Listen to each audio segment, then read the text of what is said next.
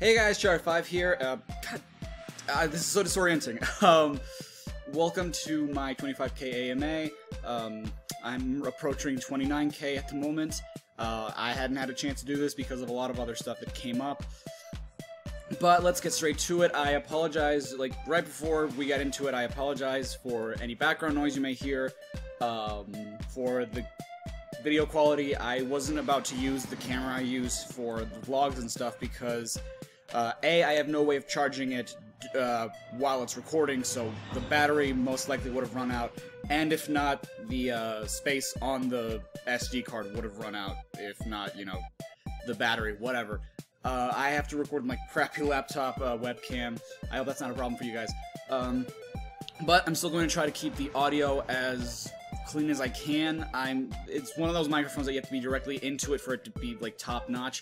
But I'll do my best because, you know, if I can't get both right, I at least want the audio right.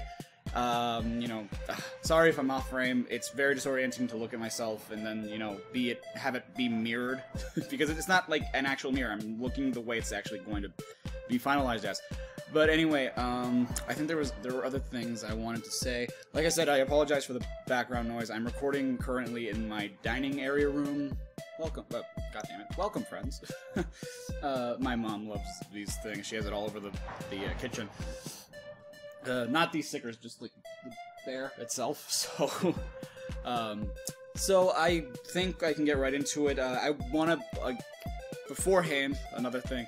I want to thank everyone who took, you know, a few seconds out of their life to leave a comment and leave a question so that I could answer it. I know that, like I said, I'm not doing this to praise myself in any way, shape, or form. I'm just doing this so that you guys can probably understand a bit better who I am, and I just want to thank the people who are actually interested in a bit about the person who makes videos for you guys, and just a person who loves making videos in general. So I think that there's nothing else I need to discuss for now in terms of this video. I'm having breakfast, I'm having coffee, go Raiders, even though I don't watch football.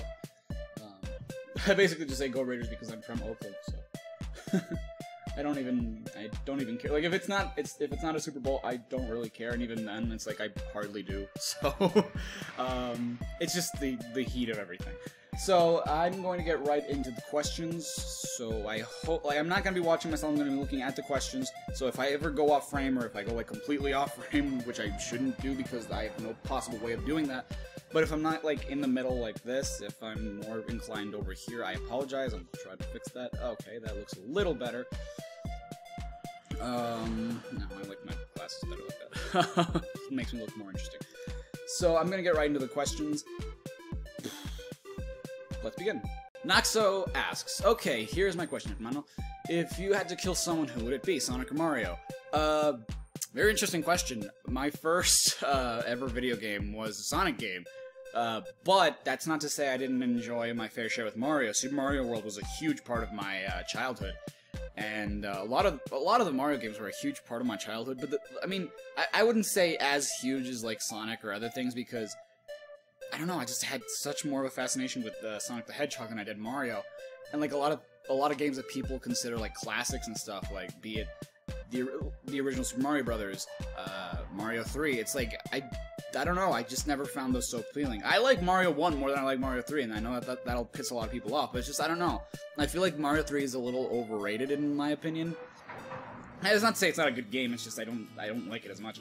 But, like, if I had to kill someone, I don't know if you mean, like, in terms of, like, a literal sense, like, if I had to kill, like, one of the characters, who would I kill?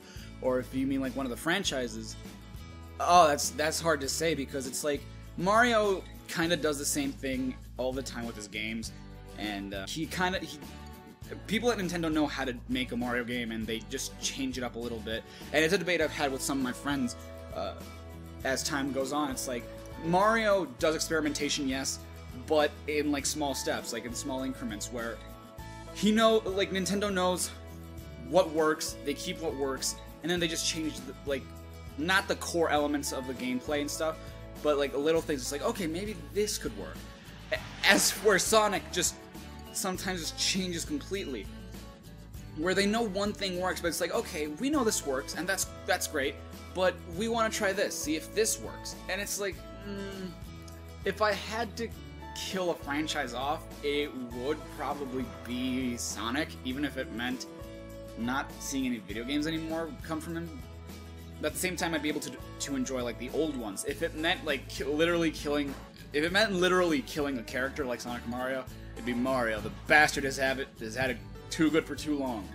But yeah, I think that's probably my answer. So as a franchise, Sonic, because, you know, at this point it's kind of difficult to get back up.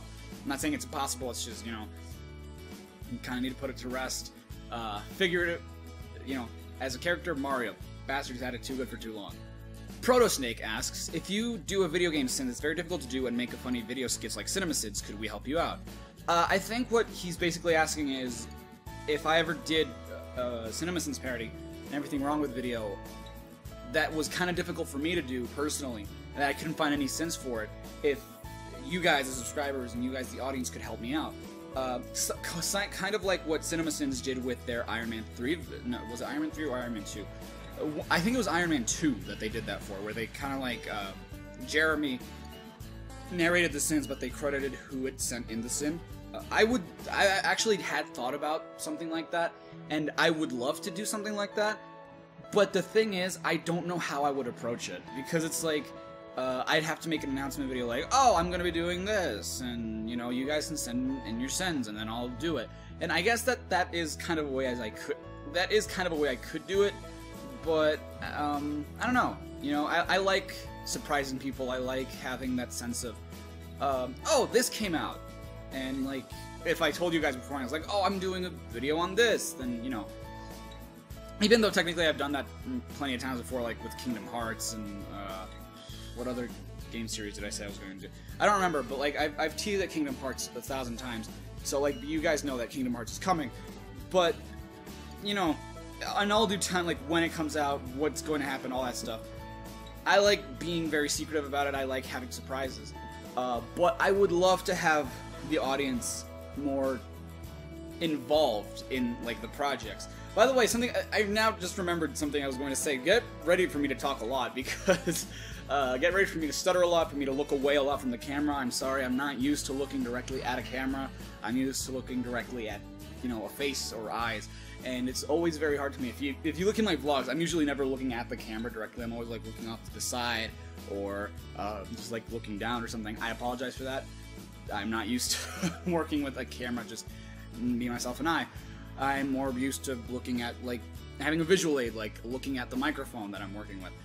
But anyway, I apologize. Anyway, yes, I would love to have the audience more involved in the Everything Wrong with parodies, even if it was for one video, because if I do it constantly, then I guess it kind of takes away from, like, how unique and how personal that one experience would be.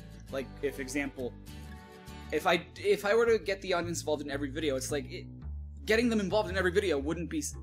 Getting them involved itself wouldn't be special anymore. So I would love to do it in, like, some videos, not all of them. But yeah, like, I would definitely love to do it, because there are a lot of games that are just like, oh man, I just can't do this because it's so hard to. Maybe because the story is short, maybe because it's too simple. But it's like I can't do it because it's so difficult because it's so simple. And I'd love to have people, like, help me out. So yeah, Bowser and AC Ace 10, Aka Ace 10. They ask, what is my favorite RPG? Well, Bowser asks what's my favorite RPG, any kind, and Ace Twen asks what my favorite JRPG is. When I saw those questions, I was actually kind of interested. At the time, I don't think I played Kingdom Hearts yet. In terms of my favorite role-playing game, my favorite RPG, it may be cheating, but I'm just gonna flat out say Pokemon, because it was the first RPG I'd ever played. It's the RPG that to this day I can still pick up and play whenever. For me, it's like it's the most simple form of an RPG. I absolutely love the Paper Mario series. I started with I never grew up with a 964, so I started with the Thousand Year Door. And in fact, I think I remember seeing, like, when I was a kid back in the States, I think I remember seeing, like, commercials for it, and I think I found it, like, really interesting. So I picked it up at a GameStop one time. I wasn't even aware of, like, the original Paper Mario for the N64. So like I saw the Thousand Year Door, I was like, oh, that looks really cool. And I have such great memories with that game, and it's funny that I haven't gone back to revisit it. What my favorite JRPG is, though, I mean, I don't know if Kingdom Hearts counts because it's more of an action-adventure role-playing game, sort of. So, like, it's not a conventional RPG. But if it counts, I want to say that because I've never played a Final Fantasy game, and I know a lot of people may find that, like, shocking. Like, oh my god, he's never played Final Fantasy, but he's played Kingdom Hearts. Yeah, well, I have I've never actually played a Final Fantasy game, but I would like to start somewhere. Actually, now that I look at Bowser's Icon, which is the Mario and Luigi Bowser, the only Mario and Luigi game I've played is Bowser's Inside Story, and I'm actually stuck at one part, which is why I haven't beaten the game. Fantastic games. I really like those games. They're different. They're so different from the Paper Mario series, and they're so unique in its, like, I've never played Super Mario RPG, and I actually do want to probably pick that up sometime and play it. But like the Mario and Luigi series, if all games are like Bowser's Inside Story, they look fantastic because like they're able to be funny. I like stories. I like games with a narrative. It delivers on that front. The gameplay is great. Bottom line, I guess, favorite RPG, Pokemon. I have a blast playing that. I can spend hours upon hours playing it. Favorite JRPG, if it counts, Kingdom Hearts. I fell in love with the game immediately, even though I had my problems with it at first, but it has RPG elements while at the same time being an action-adventure game, so maybe that counts, I don't know. Let me know, and if not, I'll change my answer to something else. I don't know what I would change it to, though. So, let's move on to the next question. Lane Short, what do you think of the Sonic couple, Sonami Shadouj, English Hedgehog 7, what are your thoughts on some of the surprisingly popular Sonic pairings out there? Sonami, Sonado, Nakuj, etc. It's funny, when I was a kid, and I wasn't even on the internet at this point, I was actually very supportive of, like, the Sonic couples. In fact, if you go through a sketchbook I had when I was a kid, you'll find, like, a lot of Sonami drawings I used to do. I was a really weird kid. But I always thought that, like, Sonic and Amy were, like, a cute couple, even if it never did happen. I always liked the idea of Tails and Cream, even if it was like they're just kids and it's like a cutesy relationship. Knuckles and Rouge, even though they never really did anything past Adventure 2.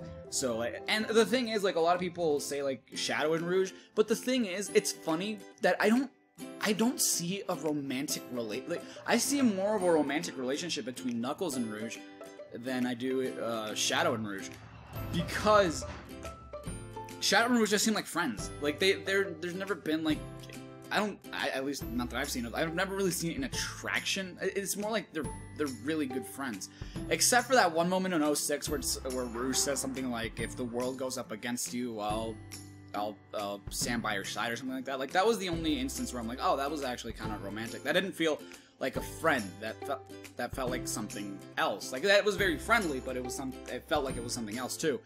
What are my thoughts on it currently?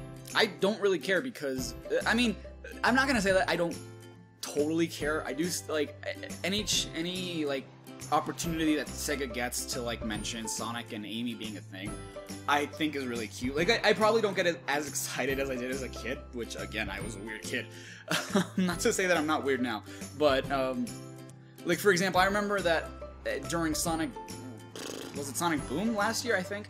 That they got the Sonic Boom cast to perform a table read at Sonic Boom last year, I think. And I don't know if this was episodes or not. I haven't really been up to date with the episodes. I actually should get back to watching them. I actually do enjoy the series. But there was something along the line, like, they had actually already, I remember one of the first things that was mentioned when Sonic Boom was announced was that Amy was going to be a lot more of her own character. She wasn't going to be chasing after Sonic that much. Whatever. They were just friends. They were relegated to that. Amy was going to be a lot more stronger of a character. I apologize for that music out there. They actually did a table read where they kind of hint at, like, Sonic and Amy liking each other because Amy has like a diary or something, or a journal where she, like, writes down, I guess fanfiction is the best way to put it, where she kind of like she's talking about all her friends with different names and stuff, and she describes Sonic's character as like being like, oh, he's so dreamy, whatever. And then like Tails made a robot where he pretty much interpreted what everyone was thinking and not what they were actually saying. And the robot almost like confessed that Amy felt something for Sonic. And then like when they find out that Amy and Eggman are like friends. I don't know if these were actual scripts or not. Like I said, I haven't seen the series in a while. That like Amy was friends with Eggman because of something. They thought that she was going to go on a date, and Sonic kind of like shows jealousy, like a date. That's cool, whatever. Like I don't care. I thought that was really cool. I thought that was really cute. But yeah, I guess that's my stance on it. I really don't care because they've already stated 1,000 times there are no couples in the games. And you know what? I guess the less we kind of care about that, the better. So, yeah, I guess that's kind of my stance on it now. I love the fan art that comes as a result of it. That is something I do love, because if you look on DeviantArt or like whatever site and you see like fan art of the pairings, most of them are freaking beautiful. And that is something I do think that is a positive thing out of the pairings. But as a serious thing, as a serious thing in game universe, don't care. Well, not as much. NSSK50 asks, why did you write AMA in the video? Because you guys can ask me anything. Cyan Breeze asks, who's your favorite Pokemon? What's your favorite Pokemon and Sonic game? What animation software do you use? The Real Tails fan asks, what's your favorite Sonic game? Sun Gotenks asks what my favorite Sonic game is. So, the reason I put all these 3 questions together is because they all ask one similar question. What my favorite Sonic game is. The funny thing is, I was actually having a... Dang, what was it? Like about a year ago. I was actually having a conversation with Stargamer, the guy who I've done voice acting for, and who did the Everything Wrong with Brawl video with me. He was my co-commentator in that video. He was interviewing me, Donnie Girl 12, and the Dragon Superman on a lot of things. Like asking us a bunch of different things. And one of them was what our favorite Sonic game was. And for the longest time when I was a kid, my favorite Sonic game was Sonic Adventure 2. And then as I grew up, I noticed everything that was wrong with it. Pun definitely not intended, but the thing is, like, I actually went back to the game and I'm like, this is just not as good as I remember it being. So, and I felt like saying that the classic titles was a little cliche, but I have to admit, like, I think it's a tie between Sonic 2 and Sonic 3, and when I say Sonic 3, I mean Sonic 3 and Knuckles. The reason I think it's a tie is because, like, Sonic 2 was the game I grew up with. It was a game I fell in love with. It was the first game I ever played, so, like, there is a certain nostalgia factor to that. I just had, like, just hearing that first note on Emerald Hill Zone was just incredible for me, because it was like, oh, we're gonna go on an adventure, and then, I didn't like Sonic 3 for the longest time because I was so bad at it, and then, like, I was like, you know what? Everyone says this game is, like, almost perfect, so I'm gonna try it out again, like, for the first time in years, and see, like, if I think the same thing. So I went back and played it, I beat it, I 100% completed it, and I regretted nothing. It was an amazing experience, and I was like, I cannot believe I hated this as a kid. And, like, Sonic 3 just might be my favorite Sonic game. Gosh, I want to, like, I don't know. Yeah, it's definitely a tie between those two. There's no contest. I don't really think of another one that's just like, oh, this one's just, like, so much better than those two. But, yeah. So, to answer, like, the main question, that's my favorite Sonic game. Cyan Breeze also asks who my favorite Pokemon is. My favorite Pokemon, and it has always been this way ever since I can remember, is Charizard. I always thought that it was such a simple design, and I don't know why I was just so in love with Charizard so much as a kid. But that's basically where my nickname comes from. And, I don't know, just the thought of, like, a fire dragon, it was just so cool. It was my favorite of the starters. Geez, like, I guess it's kind of a no contest. Yes, that's my favorite Pokemon. But design-wise, like, that's my favorite Pokemon overall. And I especially, like, Gen 6 made me love Charizard even more because of Charizard X. Mega Charizard X, sorry. Like, oh, I love the design, I love the color combination. It's like, oh, they knew that Charizard was such a badass Pokemon. I know it's cliche, but oh, they just knew and they made it something so great. And I think I have another favorite Pokemon design-wise. Umbreon is my favorite Pokemon design-wise. Shiny Umbreon, to be more specific. But yeah, overall favorite Pokemon, one I tend to have in almost every game, if applicable, is Charizard. Finally, Cyan Breeze asks, what animation software do I use? It's a combination of two, actually. Like, I don't combine two different animation softwares whenever I animate, but like, I used to use Anime Studio, which is a Smith Micro software, and it's fantastic for people who want to start in animation. But like, if you really want to make your animations look good, you really have to practice with Anime Studio, because it's very complicated to use, because it's more toward people who want like the sort of puppet-like look to their animations. I feel like that for that it's perfect. That's the animation software I started using, and it's the animation software I've used the most. And quite recently I've picked up Adobe Flash, which is a software everyone and their grandma uses, and it's very complicated in comparison to Anime Studio. With Anime Studio, everything's a lot easier, it's a lot more automated, but I feel like with Flash you can just do so much more. I don't know, I feel like overall Flash is a superior animation software, but both are just as good. Like, you can use whichever one you want. I personally use both depending on what I want to get done. Like, if I want to do something quick and because it's what I know, I'll use Anime Studio, but if I'm trying to practice and make something look really good, I'll use Flash. Even if I'm not that good at Flash yet, which is the point of practice, you know? But yeah, those are the two animation software I use.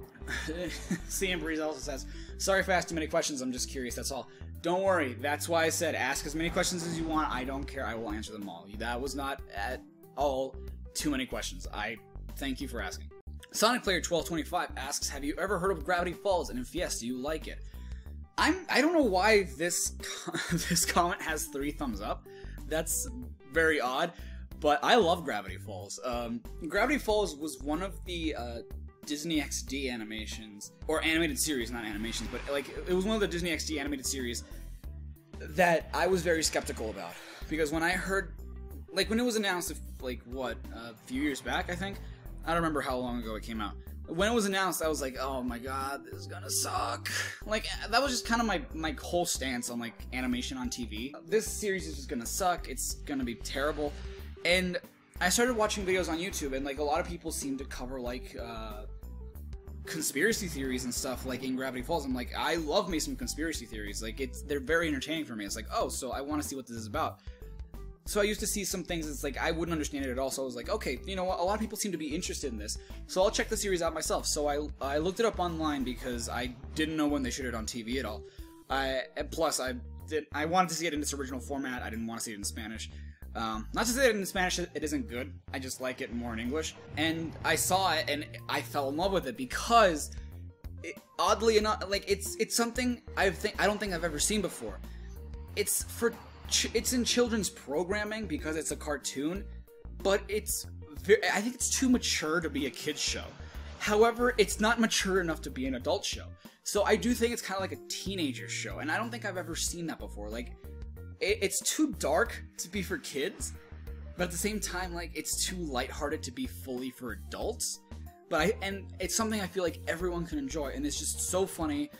I love Gravity Falls, and like, when I haven't seen anything I think I've only seen like 1 or 2 episodes from season 2, but when I saw the cliffhanger in season 1, I'm like, where is season 2? Like, I don't think, like, usually that only ever happens with me, like, with the very, very few anime I watch. Like, if there's a cliffhanger, I'm just like, oh man, I need to watch the next episode, or whatever. But like, whenever they leave on something like that, I'm just like, oh man, what happened?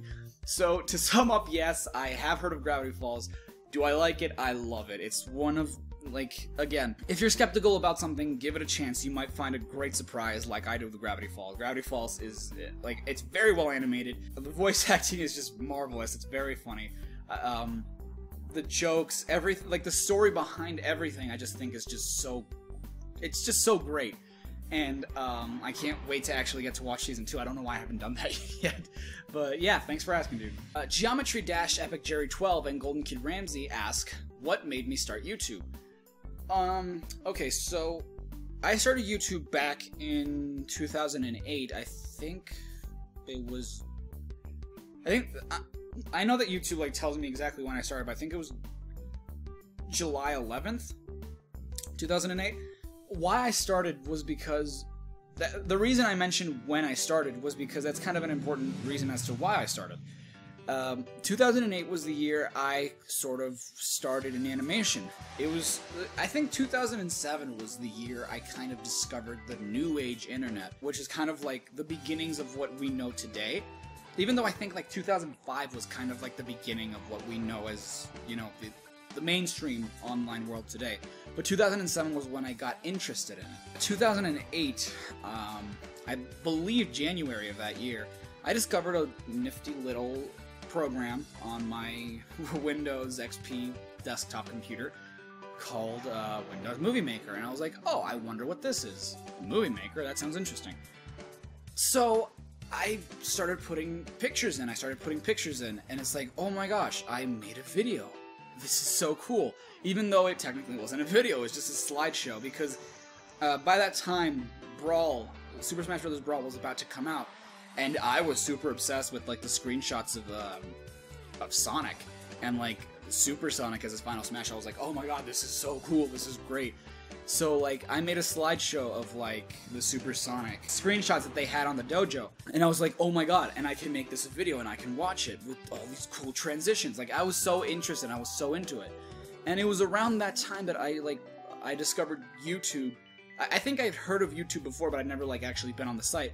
And I saw like all these Sonic animations, like from Sonic Paradox Team, a lot of other people who made like Sonic sprite animations and stuff, and it was just so cool to me. And I was like, I want to do that. So I kind of discovered like the beauty of sprite animation. And, you know, I did it in a very unconventional way that I don't think anyone else has ever done before. Like I made the frames, like it was just them talking. Like I would make them in Movie Maker, I would record in Movie Maker, stuff like that. And like if you go back and check like my oldest animations, they suck. But like I like having them there because it reminds me like how I started and what I can do now. That's when I got really interested in animation. So why I started a YouTube was because I wanted to show it was kind of like, it was a combination of an archive and of like, I wanted to show the world what I could do. Even though what I could do wasn't much to begin with, I still wanted to have like something I could upload. And you know, I took it kind of seriously at first, and I was like, oh, no one wants to watch my stuff, this really sucks. And it's funny, because I think I remember when I was a kid, I remember like thinking that 1,000 subscribers was like, oh my god, like I'm super famous. I think like a lot of people think that nowadays. Like a lot of people who are starting out are like, oh my god, 1,000 people, I'm like famous. I was like, I'm at 28,000 something. It's like, and I still don't feel famous, you know? Like it just feels like whatever, and I love it, don't get me wrong, I do love it. Basically why I started YouTube was so I could showcase stuff I could do, be it animation, be it singing, stuff like that. And yeah, like basically the stuff I do today is the reason kind of why I started YouTube, because even the Everything Wrong with Parodies are sort of a showcase of my abilities, like my editing abilities, my voice acting abilities, my abilities to put a script together. But it was mainly focused towards animation, and that's how it started. And like it wasn't because someone recommended it, it wasn't because, you know, whatever. And it wasn't something I planned to take as seriously as I take it right now, because I do take it semi-seriously. And when I say semi-seriously, I mean like more inclined towards seriousness and wanting to sort of better myself through YouTube because it's so creative. But yeah, I kind of lost my train of thought of what I was saying. But that's basically why I started a YouTube. Shadowstorm asks, here are my questions. Have you ever seen Death Battle from Screw Attack? If so, what's your opinion on it, and which one's your favorite so far? I have seen Death Battle from Screw Attack. What's my opinion on it? I haven't seen that many episodes that I can recall. Like, I don't know how many episodes there are, and I haven't really seen that many to begin with. I like it. I think it's I do think it's very interesting, because the concept behind Death Battle is something that goes back to like everyone's childhood, which is who would win in a fight? Like, and I feel like they actually did this death battle. I've never watched it, but I know they've done it because I've seen it like in recommended videos and stuff and such. Who would win in a battle, Goku or Superman? It's like that was one of the things. Like that wasn't a personal experience. I never heard that on the playground, but I know that a lot of people probably asked that because people were like really into Dragon Ball. People were like really into like comic book heroes and stuff, and like death battle kind of makes that a reality because what little kids would say, like, oh, Superman can fly, oh, but Goku can fly too, plus Goku has Kamehameha, and like, oh, but Superman has like laser eyes, stuff like that.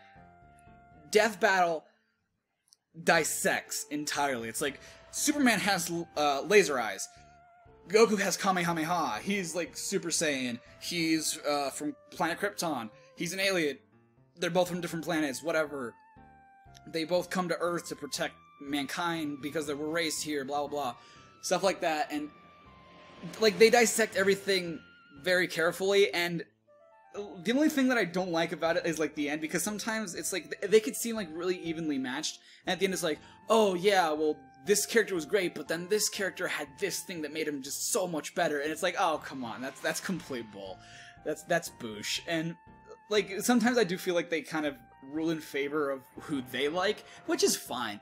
But I like how they dissect things. I love both co-commentators. They make a really good combination of like serious and wacky, which is, I think, sort of the pairing that it's a very cliche pairing, but it works. And I especially love the sprite battle animations at the end. They're so elaborate. They're so good because they showcase every ability that they have, every ability that they've talked about. Which one is my favorite so far? The funny thing is, it's not even a Screw Attack death battle. It was actually a parody that Youngtown did of death battle. Froggy. Well, let me remember who it was. Was it Froggy versus Magikarp? I think it was. I just thought that one was so funny. Youngtown did a marvelous job at like parodying what Screw Attack does. But if we're talking about the Screw Attack death battles, gee, that's a tough one. I think my favorite one would have to be Luigi versus Tails. I don't know, simply because I like the idea of like the sidekicks, sort of dissecting those. Like, who's a better sidekick? Like, yes, they have Mario versus Luigi.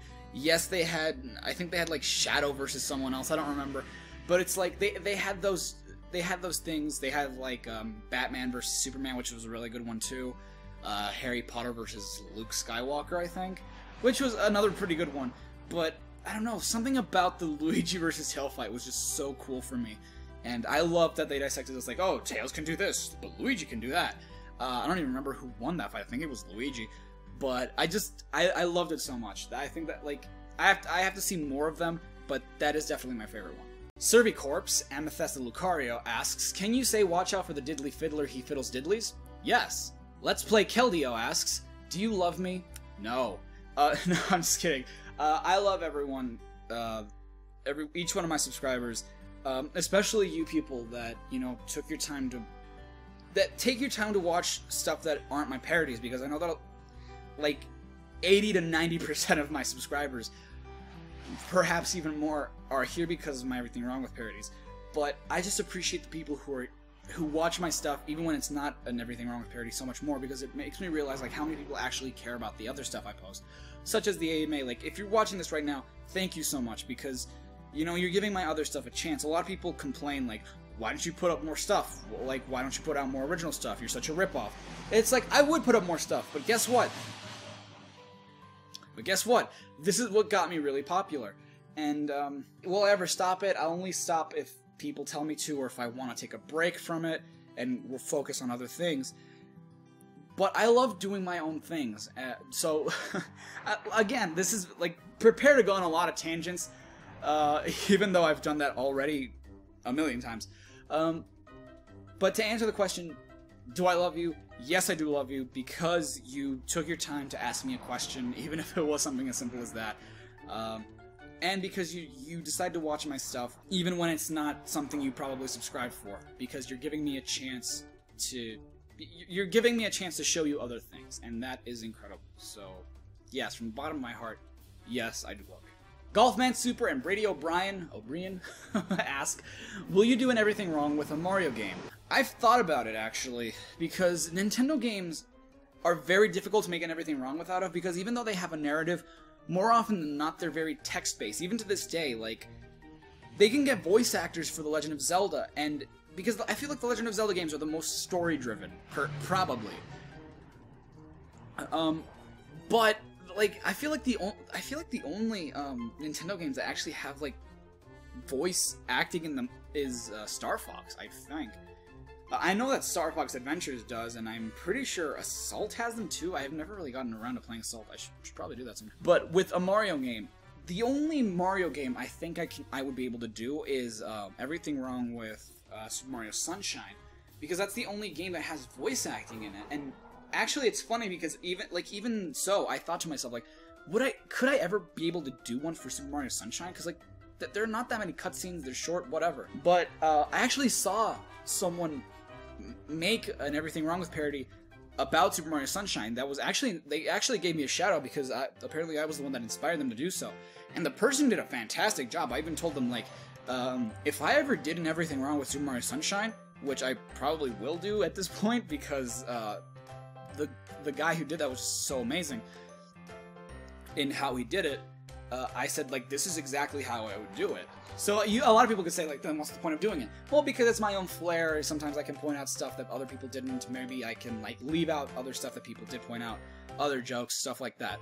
But it actually got me thinking, like, oh, you know what? Maybe I could do it then. Like, if this person was able to do it, it's like, then it can be done. Like, if I see that someone can do something, then it probably means it can be done. So will I ever do one? Most likely. Even if it was just Sunshine, because like Galaxy and 64, they're text driven. Like the RPGs, the RPGs would be another candidate, and something that someone actually suggested was like, especially for like the Sonic Rush series, that I could probably narrate, because I don't like doing it when it's text-based, because sometimes there are jokes there that like you can only understand if you're reading what the characters are saying. And someone pointed out that like maybe you could voice over them. I'm like, that's a fantastic idea. So maybe I might do that. Who knows? Only time will tell. But will I ever do one? Sunshine, definitely. Other games, we'll have to see. My good friend Valerie Cat asks, well, first off, she says, congratulations, Charo. I'm so proud of you. Let your line shine bright. Her question is, what inspired my OC? Why a lunar hog? Actually, the term isn't lunar hog. It's actually moon hog. And I'm surprised someone would ask me about that. Now the Moonhog, actually, I created the character back, again, in 2008. I remember the official date I created him was July 2nd, 2008. I was in elementary school at the time. I was in 6th grade, I believe. And I wasn't doing anything, like, during one of my classes. Yes, over here in Mexico, 6th grade is still elementary school. It's kind of a complicated thing, which I will explain another time if people are actually that interested. But, I wasn't doing anything, so I was just doodling in my notebook. Big surprise, because I was the one that was known for doing that. Like I said, at the time, I wasn't really all too well knowledged about, like, the internet. I didn't know fan characters were a thing. And so I was just drawing. I was like, what if, like, I made a character that was Sonic, but not? You know, like, a character that was, like, me in Sonic form. And so, like, I started drawing him and everything, and it's like, I gave him little things that I had, like a ring and a watch, and, like, my favorite pair of sneakers, which I still own. Like, that was part of, all of that was part of his original design. So, like, what was my surprise that, like, a few months later I'd find out, like, oh, original characters are a thing, or, like, fan characters are a thing. What inspired him? Myself, basically. Why a Moonhog? My last name is Luna, which, for those of you who don't know, means moon in Spanish. Originally, Naum the Moonhog didn't start out as a Moonhog. He started out as Naum the Hedgehog, and it wasn't until, like, a year later, I think, that I started calling him the Moonhog, because it's like, oh, you know what, well, I think Hedgehog is too cliched, so I'll change it. Plus, like, people do, like, Wolf Hog, or, you know, like, hybrid sort of things, so it's like, Moonhog. And they're like, he has a huge backstory. And the thing is, like, a lot of people may call my my fault. It's like, oh, freaking fag, you have a fan character. It's like, you know what? I don't care, because a lot of people, and this is something that kind of annoys me about like the Sonic fan base and like fan characters that come out as a result. It's like, oh, my fan character is like Sonic's long lost brother, or my character is Sonic's girlfriend, stuff like that. Like, stuff like that does sort of piss me off. And now the Moonhog has no, like, at first he did have that sort of like, oh, he knows Sonic or something like that. But then it just kind of faded out. It's like, he has nothing to do with Sonic. In fact, his backstory, everything, like, it has nothing to do with Sonic the Hedgehog. So he might as well be his own character, which is why, for a series I'm making, which we'll get to in a bit, I'm changing the characters from, like, Sonic fan characters to humans, because it's like, all of their backstories have nothing to do with Sonic anyway, so, like, it doesn't even matter if they're hedgehogs or not. There's this whole backstory. He's part of, like, a clan of people who, like, have astrology and stuff. Like, he's the Moon Hog, there's a Sun Hog, Star Hog, stuff like that. But yeah, like, he's a character that I've developed over time, and that to this day I'm still kind of finding out different stuff for his backstory, different explanations and stuff. What inspired him?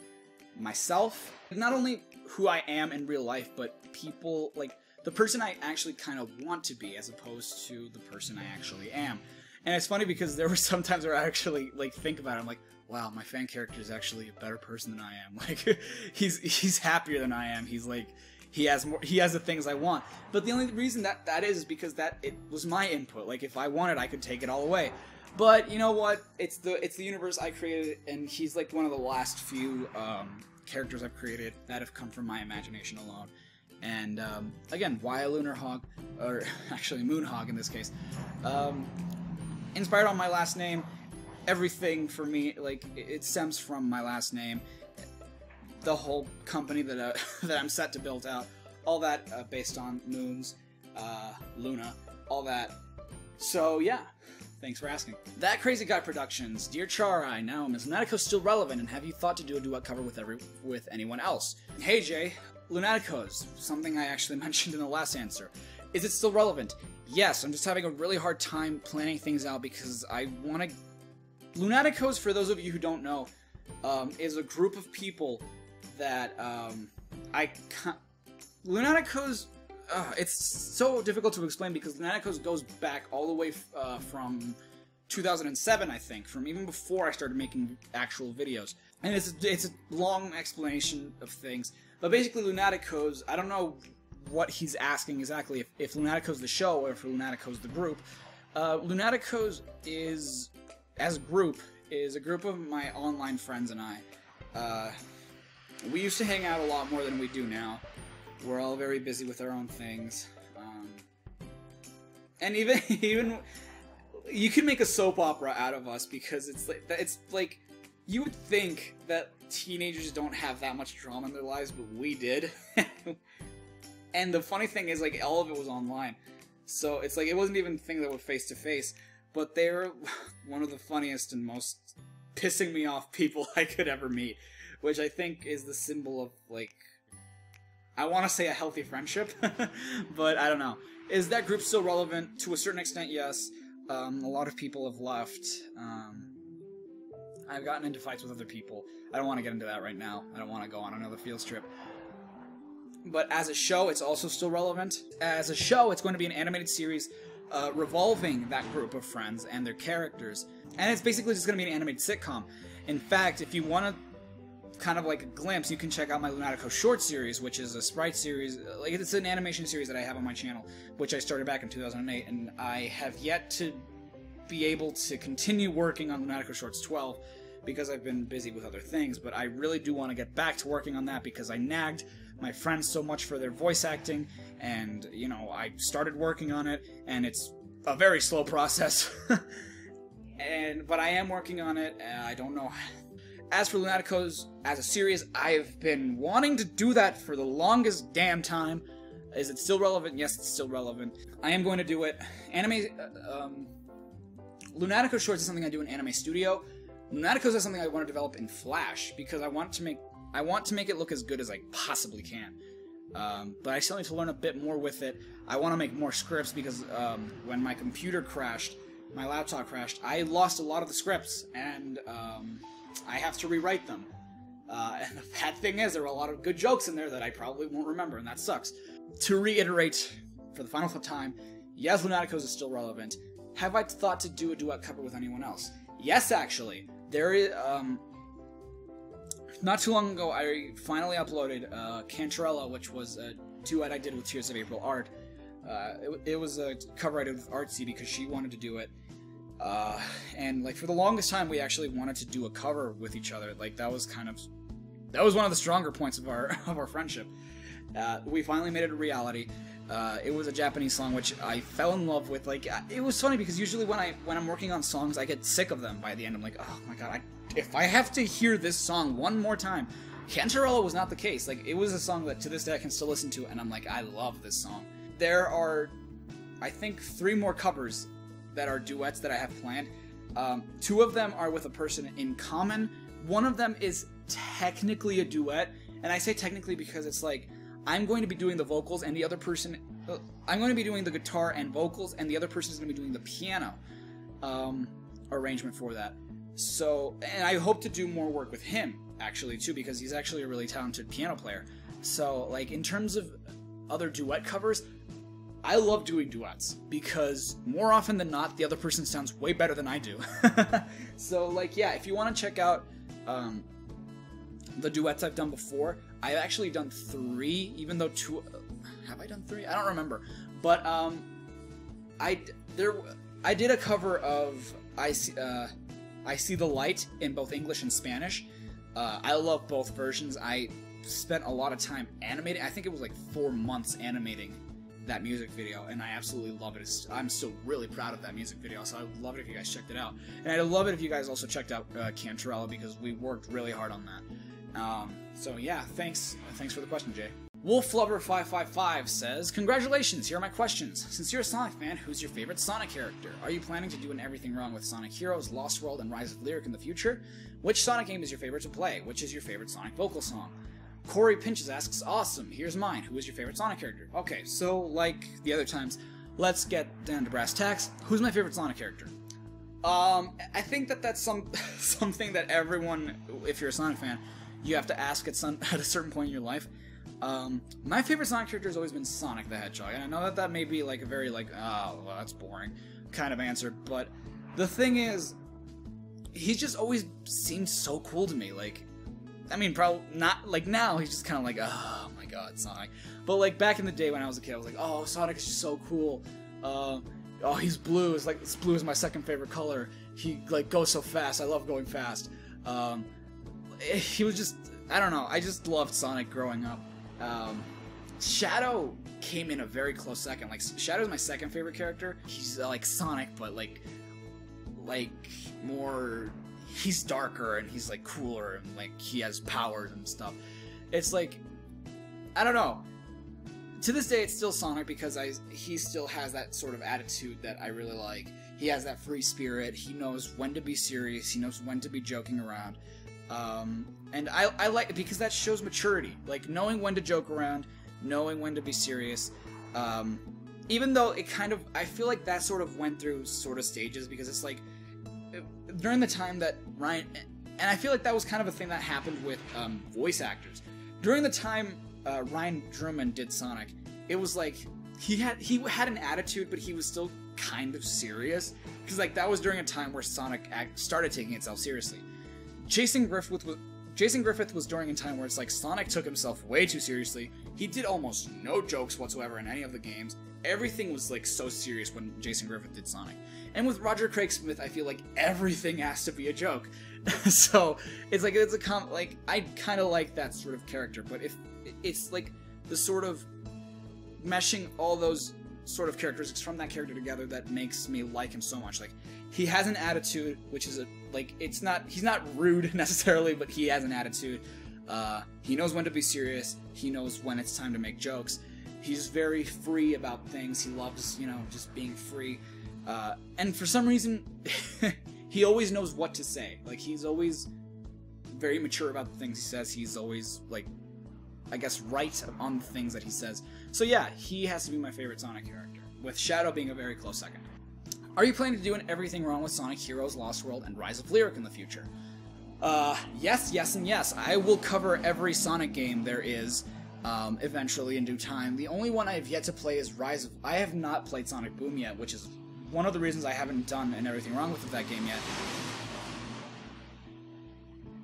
One of the reasons I haven't done that and everything wrong with that game yet. But if all goes well, I will be playing that game soon. I'm already dreading it because it's like I don't like spoiling anything for myself when a new game comes out. Like if it's a game I'm planning on playing, it's like I don't like spoiling anything for myself. So because I'd rather have the experience myself and be like, oh my god, and like just because if I'm playing it and I know what happens, then like nothing comes as a shock to me. If it seems that a character dies but I already know he lives, there's no point in me like, oh whatever, I'm not gonna get excited, I know he lives. But like, and I feel like Rise of Lyric has the same problems 06 has. It's like, I know nothing of the story, but I know the game is bad. So it's like, internet, you and your spoilers. But yeah, I will do everything wrong with all those games eventually in due time. The only reason, like Juan Ortiz once said, the only reason I would ever stop doing, the only reason I would never do a Sonic video is if there are no more Sonic videos to cover. But as long as a new one comes out, I will keep making a video on said game. You know, when I can. Which Sonic game is my favorite to play? Oh, okay, because see, that one, I feel like that question is different from which is my favorite Sonic game, because, like, as a whole, I feel like my favorite Sonic game is a clash between Sonic 2 and Sonic 3. But my favorite Sonic game to play, I'd have to say Generations, honestly, because it's a perfect combination of like the boost formula and the classic, like the classic title. Plus, it's something that I just feel has the perfect length. Like they're short, but they're like, even when the stages are long, they're short. You know, like you can get through it like really easily. Like I remember one time I went to a friend's house and he had Sonic Generations. He had never played it before. Like he just had it sitting there like on his Xbox. I'm like, oh, we were going to have like like we were just gonna play like a few games. Like, and like as he was getting stuff together, like drinks and snacks and all that, I was like, oh, can I play Generations for a little bit? He was like, oh, okay, sure. Like so I popped it in and like I remember. I think I beat like the classic era in like 10 minutes. I was like, everyone else just looked at me like, oh my god, you're so good at the game. I'm like, the game is easy. I think it's because it's so easy that's why it's my favorite game to play. It combines like two gameplay styles I absolutely love. The game is gorgeous. I love playing Sonic Generations. And the thing is, like, I remember actually one time I went back, it's like, I want to play Sonic Generations. I literally played all the stages in like an hour, and I was like, huh. Well, I'm spent. And that, I don't know, I can go back to play Generations whenever, I can pick it up whenever. I love playing Generations, it's a fantastic game. What is my favorite Sonic vocal song? My favorite Sonic vocal song, for the longest time, was Live and Learn from Adventure 2. And then it came on to be What I'm Made Of from Sonic Heroes. Right now, however, and I think it really sucks that they don't make vocal songs for Sonic. Like, when was the last time they actually made a vocal theme for Sonic? I think Sonic and the Black Knight was the last time they actually did a vocal theme for Sonic, because Generations was just remixes and covers and stuff. Excuse me. And from there on, everything else was just music. Everything else was just music, and I don't think we ever got another like vocal theme for a main series Sonic game. I believe Rise of Lyric doesn't have music either, but whatever, who cares about that? So yeah, right now, and again, now for the longest time, my favorite Sonic vocal song has been Live Life from Sonic and the Black Knight. By Crush 40. Escape from the City was actually another song that I absolutely love, and it was my favorite for like again for quite a while. When Generations came out, it's like I love that song. Like I love the remixes.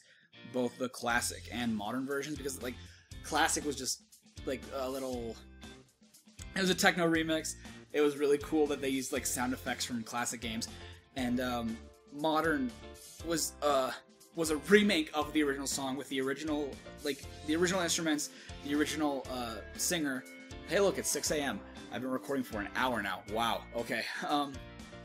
But no, my favorite vocal Sonic track has to be "Live Life" from Sonic and the Black Knight, because that song has really gotten me through tough times. And at first I was like, oh, this is a really cool song, but like as I grew up, it's like I started understanding more and more about the song. It's like sometimes life doesn't seem fair because of certain things that happen, and the only thing that we can do is press on, and the only thing we can do is live life. And I feel like it's just such a heartfelt Sonic song. Sonic and the Black Knight as a whole, a lot of people may not like it, and as a kid I may not have understood the message it was trying to give me. But like as I grow older, it's like I understand more and more what the game means, and it's like it's so weird that like it's not even a main series Sonic game. It was part of the storybook series, and it has just such meaning to it. It's like nothing lasts forever, so you have to make the most out of what you have, and that's very true. That's very true that like we only have limited time here. You never know when your time is up. And I actually had sort of I had an existential crisis last year, which was one of the many reasons 2014 sucked for me. I freaked out because I wasn't doing anything. A lot of things were going wrong in my life, and even though I knew that I was going to die one day, it got to the point where I was just thinking about it. It's like, no matter what I do, one day I'm going to close my eyes and never wake up. The world will go on for thousands of years, people will forget who I am, and my whole existence will have not mattered. And that scared me a lot. Like, it really scared me, but Live Life was one of the songs that I would listen to and be like, it would kind of get me through the day, you know? Like, even though it was really difficult for me to kind of, like, get up every day during that time,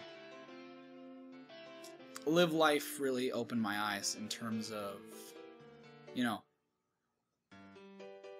don't let go of what you want. I don't know, it's just, I'm thinking of the lyrics, and I'm just thinking about how true they are, about how you just look inside yourself and think to yourself, I'm gonna make it, everything's gonna be okay, stuff like that, you know, like, it's a very motivational song, and it's a song that's gotten me through a lot of tough times. So even though it may not be as energetic and as even as cool as other songs, it's very meaningful to me personally, like, and that's why I love it so much. Jenny Castillo, Jenny the Arctic Fox, she didn't ask a question. She just told me, congrats on 25K, and thank you for showing my artwork I made for you. It's a great honor. The reason I include this, even though it's not a question in this video, is because I just wanted to thank her because, oh damn, I don't have my phone with me. I will be right back. I'll go back to when I get my phone. Okay, so the reason I went to go get my phone was because I actually wanted to show Jenny something that was... I don't know how she'll feel about this, but she did this for me, which I don't know. Wait, let me check. Oh, you can barely see that, but I made that my my lock screen because it is such an amazing drawing, which she did for me for my birthday. And I just look at that, like, looking at it is just so motivational for me, because it's like, wow, people actually care. And she's an amazing artist. She went through some pretty rough times. I don't want to get into that, but she went through some pretty rough times. And again, I just want to let you know, life may get rough, but you can pull through it. I know you can. It's something I've always said. If I can do it, anyone can do it. But yeah, thank you so much, Jenny, for this lovely piece of art, which I have on my phone, and I look at literally almost every day. It's amazing. It's a great honor to have someone as talented as you do that for me, so thank you so much. Alexander Davis, Brain of the Heartless, asks me, I'll give you 5 stars on what you always do best. I have one question. Will you do any crossover Everything Wrong With series in the near future? I have something like that planned.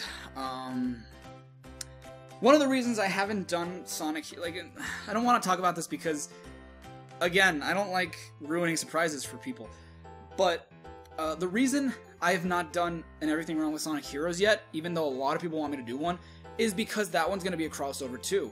I won't say with who, and I won't say how we're going to do it, but I don't even know how we're going to do it because it's going to be, like, I already have something planned with someone, and it's stupidly ridiculous. But yes, I love doing crossovers with other people, but the thing is, I like doing it when it's the thing, like, it's a collaboration, not when someone's telling me, this is how you do it. It's like, no, it's, you know, I have my own thing. You don't tell me how to do my own thing, you know. If you've never done it, I'll tell you how to do it, but if you do it too, you do it your way, I'll do it my way. Will I do Everything Wrong With crossover in the future? I have, like, 2 or 3 planned already, so to answer your question, yes. Swed Unknown asks, what is your favorite game of all time? What is your favorite Everything Wrong With? What's your favorite Nintendo character? Are you going to do an Everything Wrong With Nintendo games? And also, hi. Hello. What's my favorite game of all time? Oh man. That is such a difficult question. I don't think I have a favorite game because, like, and I'm not just saying that to evade the question, but I'm always changing, like, what my favorite game is because sometimes I'll get so obsessed with a certain game, it's like, oh, I have to play more of this, I have to play more of this, I have to play more of this. Like, for example, right now, I'm really, I guess because I'm playing 358 over 2 days, my kind of feelings for Kingdom Hearts have gone a little lowered, so it's like, I don't care that much anymore. But, jeez, what is my favorite game of all time? It's so hard. I enjoy playing Pokemon every once in a while, and when I start playing it again, it's like I get obsessed over it. If I'm playing Sonic, I obsess over it. It's like, my favorite game is always changing. It has to be probably a tie between Sonic 3 and Super Mario World. Because both are games that I can go back and just play and beat any day. Like, any day if I just put my mind to it, it's like, okay, we're doing this, we're gonna beat the game. Like, I can just sit down, play it start to finish. They're older games, but I'm still looking for the game that nowadays just kind of, like, wows me, you know? I don't have a PlayStation 3, so I've missed out on a lot of PS3 exclusive games. I've heard The Last of Us is an amazing game, and I have yet to play that. I really do want to get to it someday, because I've heard such amazing things about it, and I want to see if I share an opinion with that. But I still feel like a lot of classic games are games that, like, I like just a lot more than anything I've played recently. Not to say that things I've played recently are bad, it's just that I don't know. I like classic games a lot more. Like, even the Batman Arkham series is something that I could consider, like, one of my favorite games.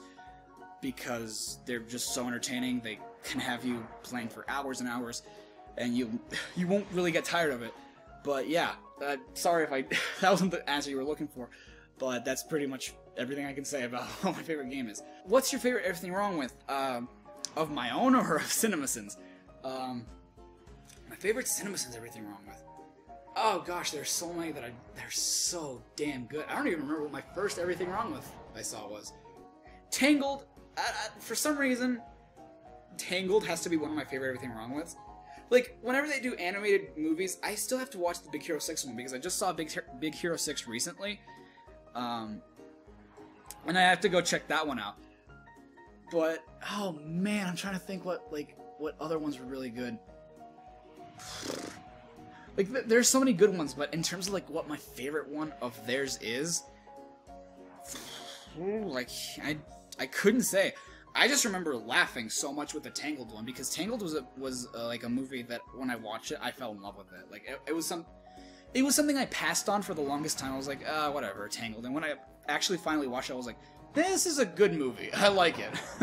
So when I saw that they did Everything Wrong With of it, I was like, yes. So much of my yes.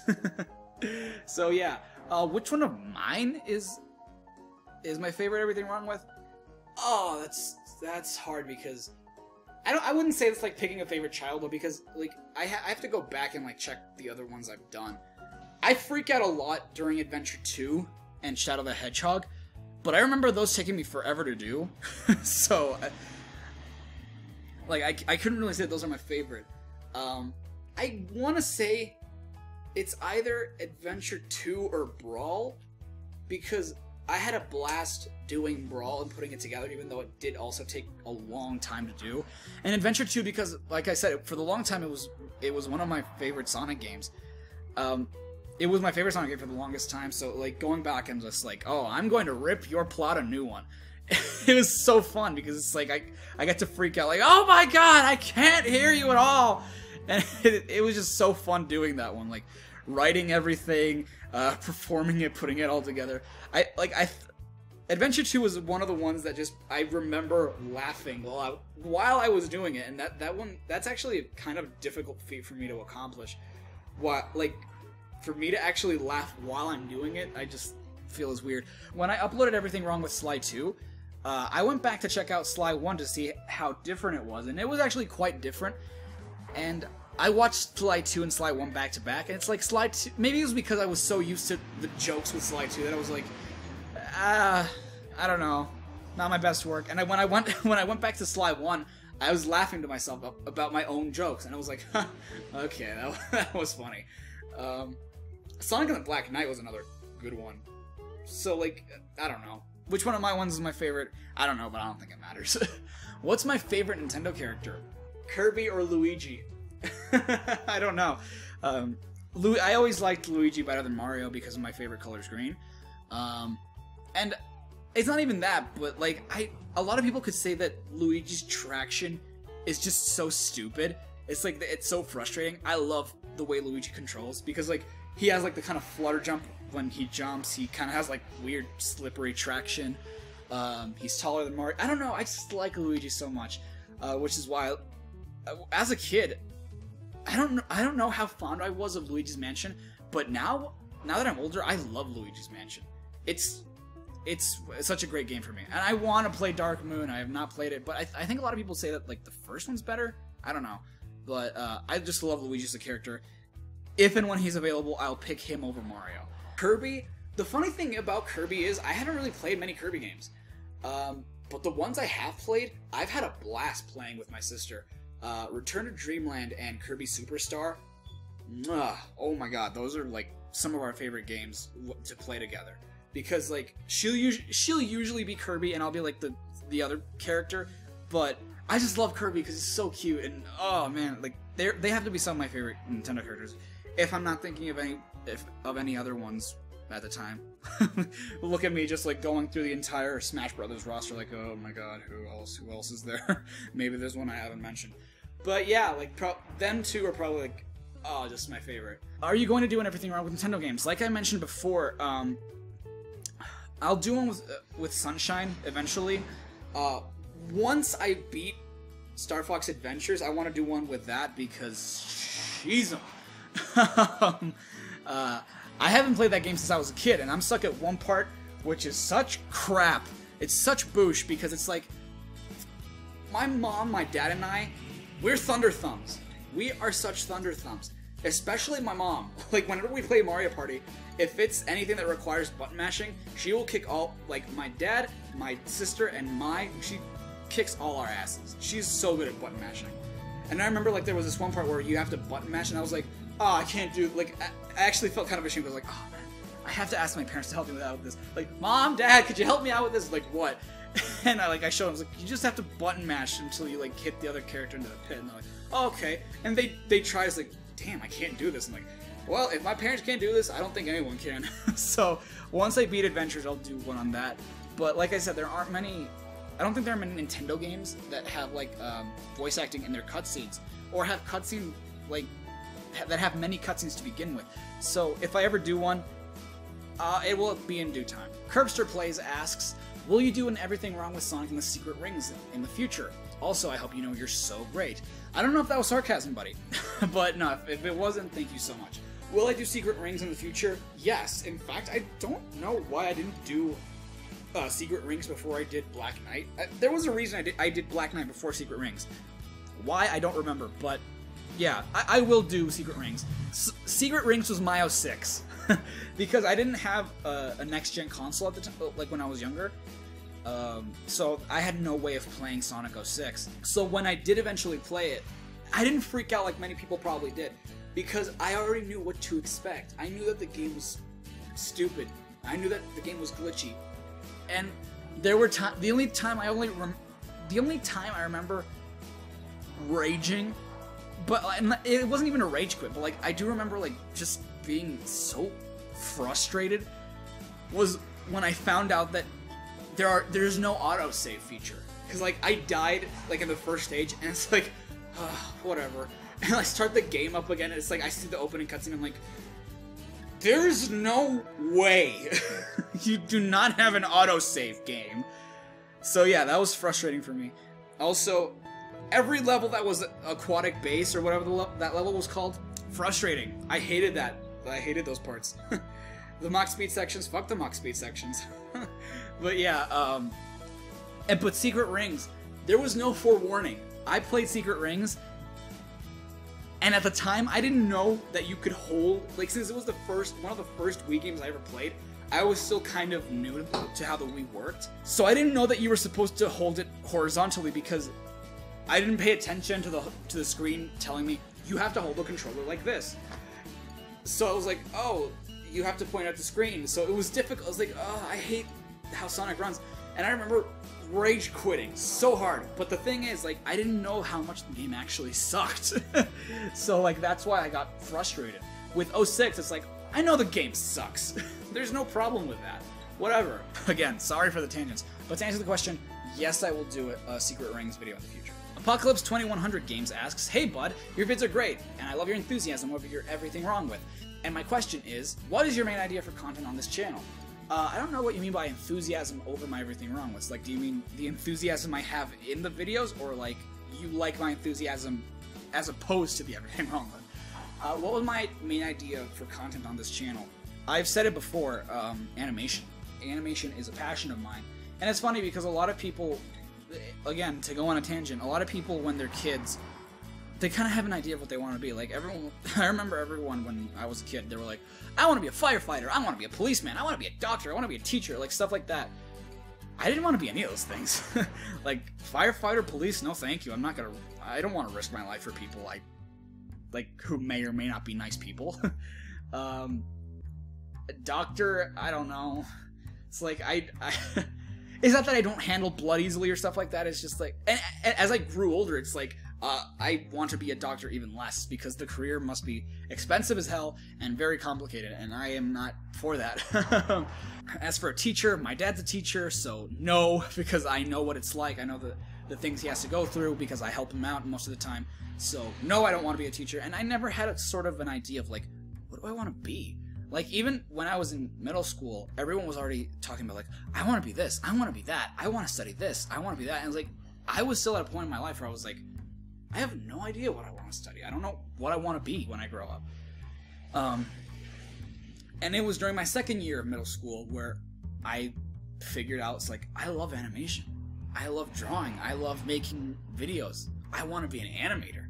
So, like, animation was always my passion, and to this day, I can sit down and animate for hours upon hours, and yes, sure, my ass may get tired, my ass may start to chafe, but I never get tired of animating. Like, with the everything wrong with editing, it's just like, there's a point where I'm like, I don't want to do this anymore, I'm just so, I just want to be done. And like, with animation, it's like, I want to be done, but I don't mind what I'm doing right now. Like, I don't know, it's weird, because animation is just that passion I have.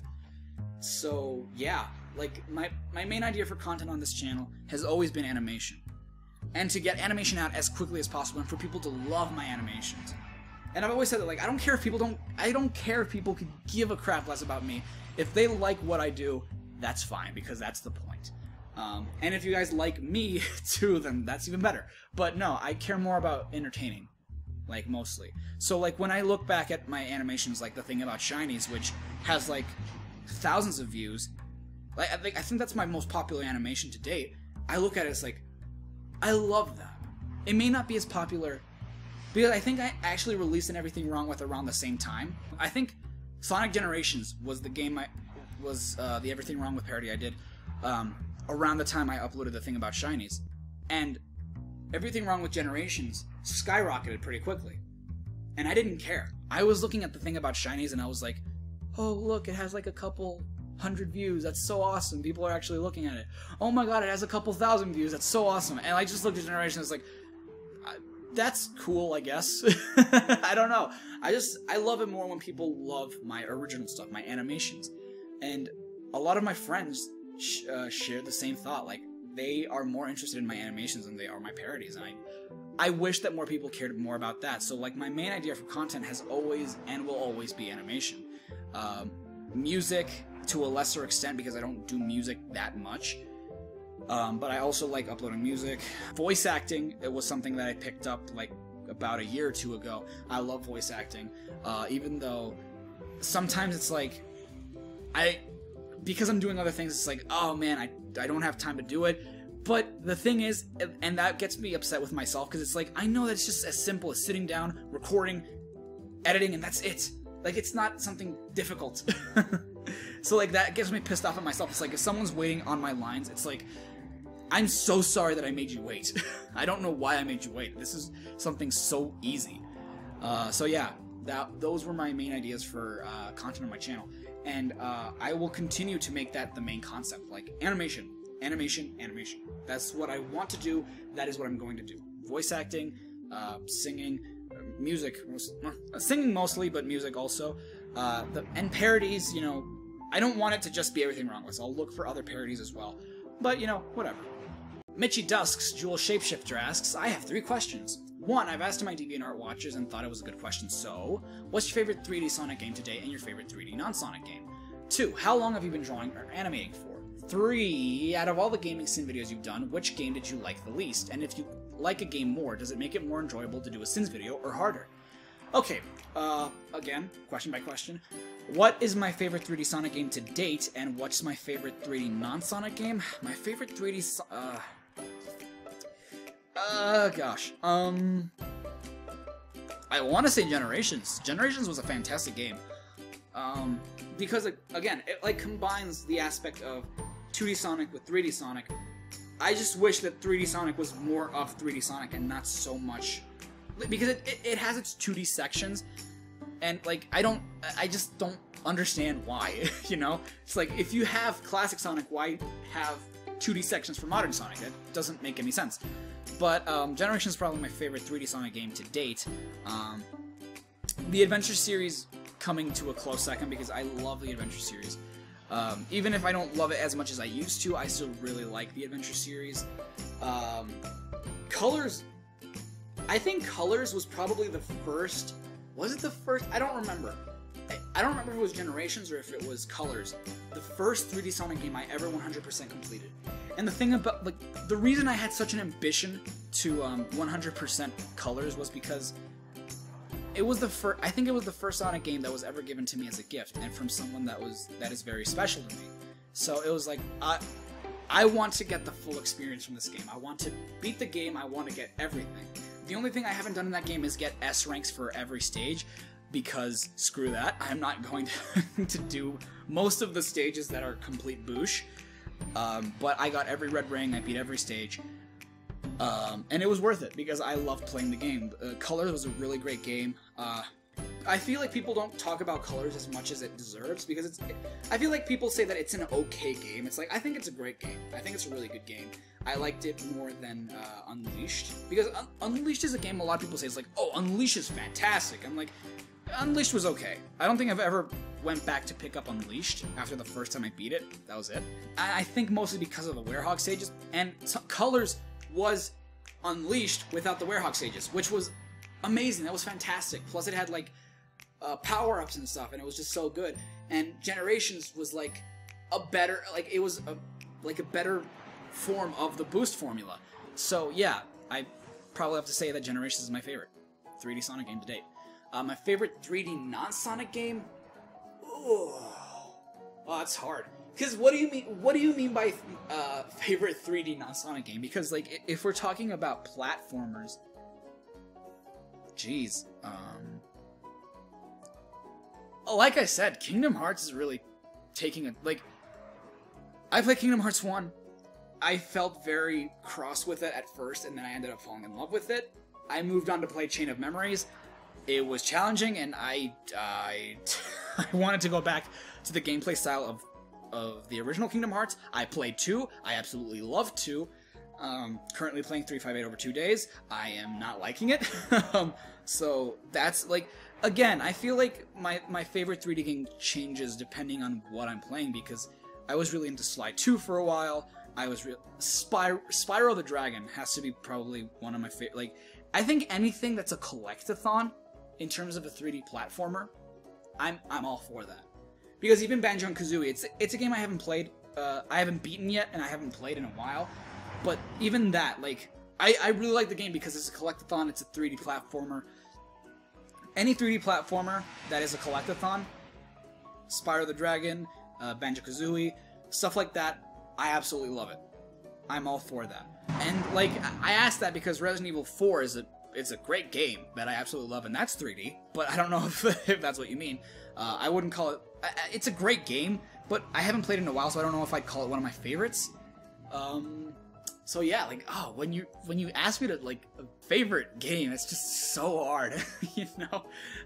Like I said, the Batman Arkham series is another game that's just super fantastic for me to play. How long have you been drawing or animating for? I have been drawing ever since I can remember, ever since I have memory. A lot of the things that my teachers back in the States would say, something that I think really changed once I moved to Mexico, because I remember a lot of my teachers, like, in my report cards, like, not to say my report cards were bad, my report cards were pretty good, but, like, I always remember that every time my parents would show me my report card, there would always be a note saying, your son is so creative and imaginative, like, because I was always drawing or coming up with comics or coming up with ideas during class. Like, I would get my work, my schoolwork done, and I would draw, and, like, they would always see me drawing, and it was like, so much so that sometimes, like, that kind of got in the way of, like, my schoolwork. So when that happened, I was kind of like, okay, well, I need to concentrate on school and not so much on drawing. I'll concentrate on drawing when all my schoolwork is done, which is what you should do. But I've been drawing ever since I can remember. I don't think there was a time I can remember that I started drawing. But yeah, like, ever since I was a little kid, I remember. And the thing is, I never recall a moment where I would do stick drawings. I would never do stick figures. I don't remember a time where I would do that. But I always try to give my characters volume. I always try to do that. Like, I don't think I ever did stick figures, at least. But yeah, like, I love drawing ever since I was a kid. I've done it ever since, and I still do it today. How long have I been animating? I've been animating since 2008. 2008? Yeah, 2008, because that was when Lunatico Shorts, which was my first animated series, started. Even though it was Windows Movie Maker, and technically that's not an animation software, I started animating with that. So basically for about 7 years now. Wow, it's been a very long time that I've been animating, and I've not gotten much better. But yeah, I've been animating for 7 years, and wow. I never plan to stop drawing or animating. 3, out of all the gaming scene videos you've done, which game did you like the least? And if you like a game more, does it make it more enjoyable to do a scenes video or harder? I love that question, actually, first of all. I love that question. Which game did I like the least? Shadow the Hedgehog. I feel like Shadow the Hedgehog is the only game I legitimately disliked, because a lot of people think that when I do everything wrong with, I'm doing them on games I don't like. And it's like, no. Every game I've done and everything wrong with are games I've thoroughly enjoyed. Shadow the Hedgehog was a game I remember not really liking as a kid. Like, I was okay with the game. There was never a moment I was actually frustrated. The only thing that I remember, like, really kind of disliking was they don't make it clear that there's a path system. I was very used to being linear in a Sonic game. Like, I start with this level, I progress at this level, get to the end, get to the goal ring. So I would always go through the neutral pathways. Like, but I see that there are other levels. Like, the game can't be that short. When I figure out, it's like, oh, Sonic and Black Doom are telling me to do things. That's how. Oh. So, like, I started doing that. And I don't know, like, even then it was kind of an empty experience for me, and as I grew older, it's like, I realized how much is actually wrong with the game in terms of plot, like, especially plot, because gameplay-wise, it's not that bad. But in terms of plot, it was just something that, as I grow older, it's like, it's so stupid, it's retconning a lot of things that didn't need to be retconned, whatever, you know, and, like, that was the only game I legitimately didn't like. So yeah, like, every other game is a game I liked, at least I think that's the case. If I like a game more, does it make it more enjoyable to do a Sims video, or harder? Yes. It makes it more enjoyable because, like I said, I loved Adventure 2. Again, I have to reiterate, I loved Adventure 2 when I was growing up. So when I went back and I actually dissected the plot and I pointed out everything wrong with it, it was so much fun because it's like, I can make fun of you, you know, like, I don't know, it was just so funny for me, and it was very enjoyable. My favorite part of doing the Sims video is going through the cutscenes and typing down everything I find wrong with it, because it gives me a chance to make fun of the game. But it's all, like, if I like the game more, it does make it harder because it's like, maybe it's something I don't find inherently wrong, but it's like, if I don't point it out, someone else is going to, so, and I think it's harder when it's a simple plot, because, there's one I'm doing right now, that the plot is so simple, there are almost no cutscenes, and it was so hard for me to do, because it's like, there's nothing I can make fun of, and even if the thing I can make fun of, a lot of people are probably not even gonna understand, so that was a huge thing for me. So, yeah, like, it's both enjoyable and harder, because it's like, I like this game so much, and I don't want people to think it's bad. Like, I do understand on that point, but at the same time, it's like, you know what? We're trying to be objective with this. We're trying to make people understand what's wrong with the game, so I'm not holding back. So it's more enjoyable to make it, but it is also harder on me, because it's like, I can't, if it's not, I can't find anything wrong with it. It's like, I don't want to find anything wrong with it because I like it so much. But yeah, those have to be my answers. Thank you for asking. Iron Madden, I'll ask 3 questions. What is your least favorite genre of video games? Do you have any certain long-term goals in the future? What YouTubers are you a big fan of and would recommend to your viewers? When I saw this question, something that immediately sprung to my head was first-person shooters. I don't like first-person shooters. Not because it's like, oh, violence, whatever. It's like, I don't mind that, because I play third-person shooters and I like them. Resident Evil 4, for example, is a third-person shooter and I like it. I love that game.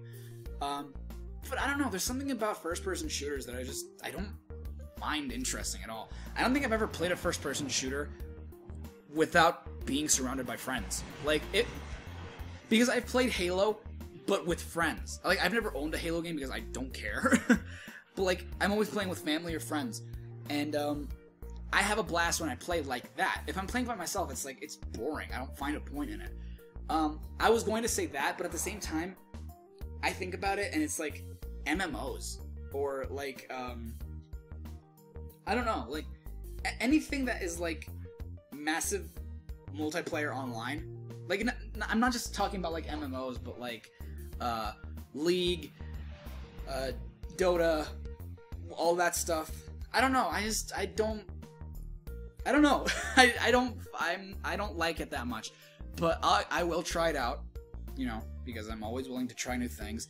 And I think it's mostly because I suck at those games. It's not so much that I don't find them interesting. I find them very interesting, and they can even be fun. But I absolutely blow at those games. I suck so hard. It's because of that I don't like them. It's never a fun time when I'm trying to play one of them because I'm just terrible at them. So yeah, that's probably my least favorite genre. With FPS coming in a very close second. Again, if not because I'm playing with other people. If I'm not playing with other people, I don't see a point. Because I like, even racing games are games like I like. But like, for example, I like Mario Kart more than I like Need for Speed or something like that. Sports games can be fun. And, like, I don't know. I don't play many sports games, but they can be fun. Like, even if I'm just playing by myself, they can be fun. So, yeah.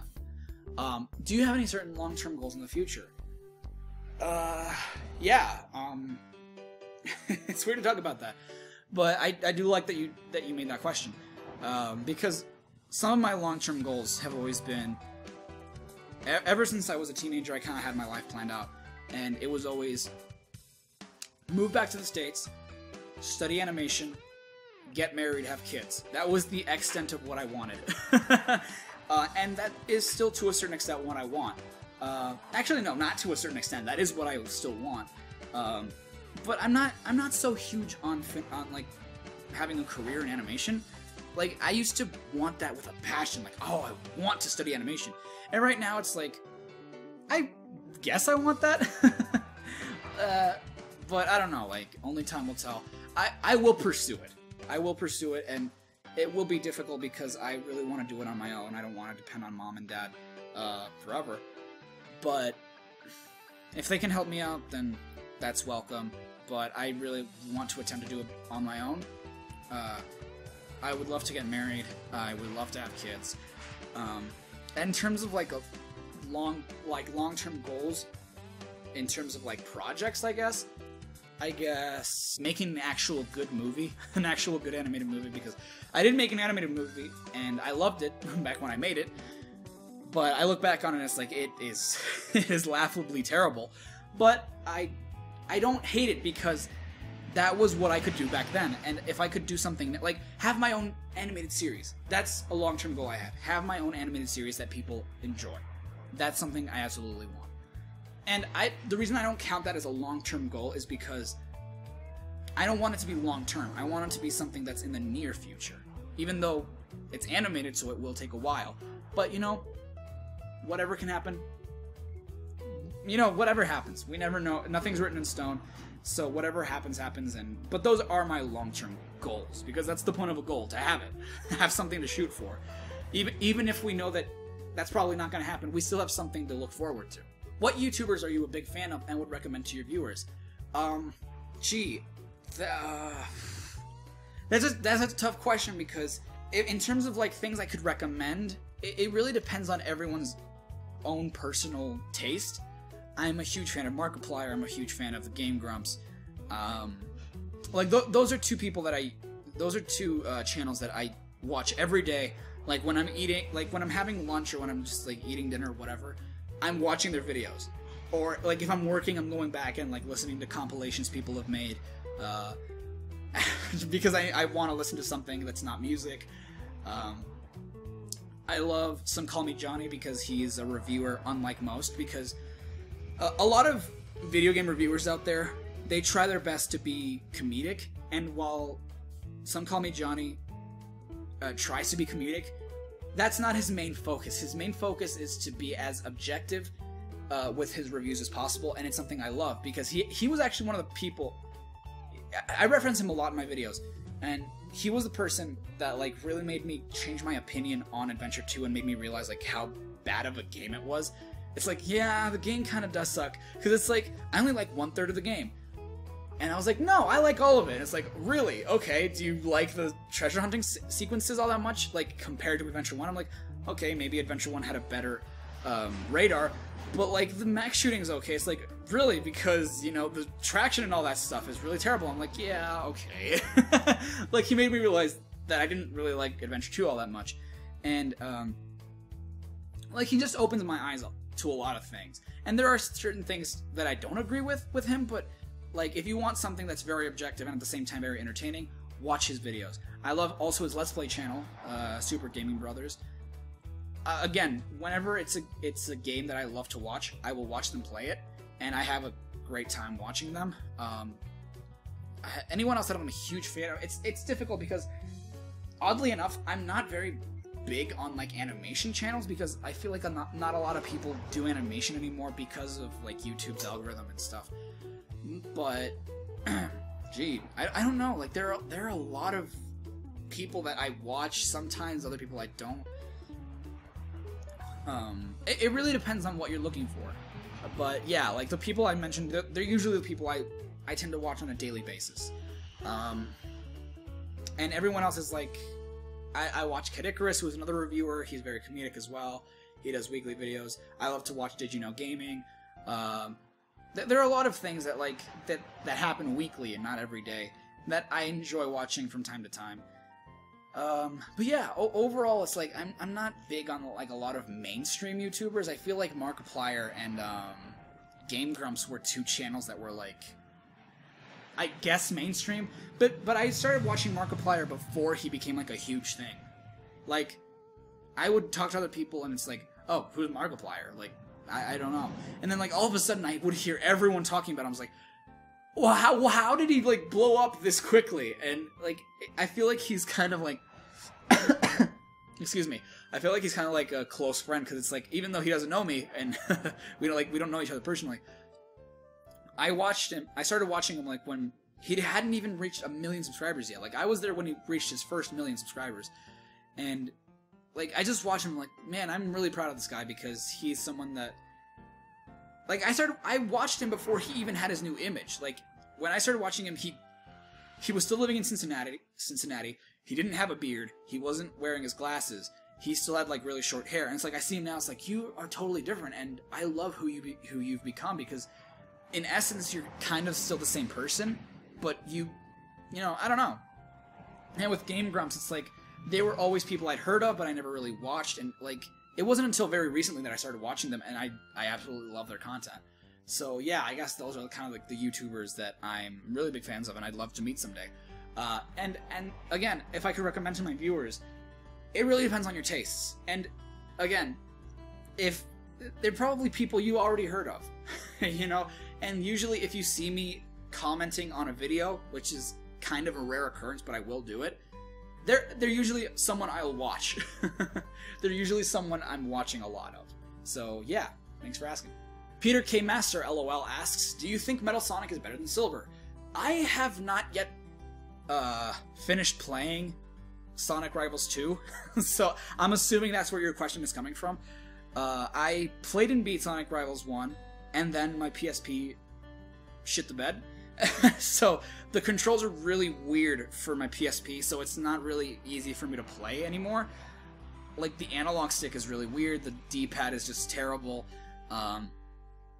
In terms of characters, I like Silver as a character because of like his psychokinesis powers and all that stuff. I wish we had more of a backstory. Metal Sonic is pretty cool, I guess, because he's like Eggman's best creation, whatever. But I don't know. I don't think and I know that like Metal Sonic and Silver kind of have a thing in Rivals 2, I think, because like Silver teams up with Espio and Metal Sonic teams up with Shadow, I think. If they have a rivalry, I have no idea. But I would have to say I think I like Silver better. I don't know. I like the fact that he's organic and he has psychokinesis. I love ESP powers. They're just awesome. Tasha Robbins asks, how come it seems you chose Everything Wrong with over your Honest Game trailers? Tasha, it wasn't actually a choice. Well, technically, because I know that a lot of people probably subscribe because of the Honest Game trailers, the Honest Game parodies, and I actually have a video on that, which I'll leave in the description probably if I don't forget.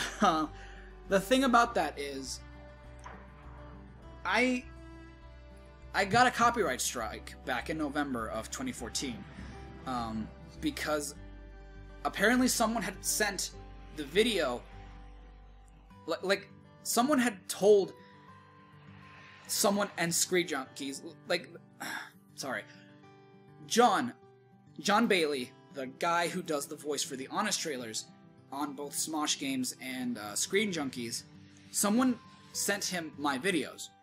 And he was like, if you don't take your videos down, we're going to take your channel down. And I was like, oh, I had no idea that I didn't know that they would react this poorly to what I was doing. And that copyright strike really hit me hard because they took down my Sonic Lost World video. And it sucked because, like, that was where pretty much the Everything Wrong With and the Honest Game parody started.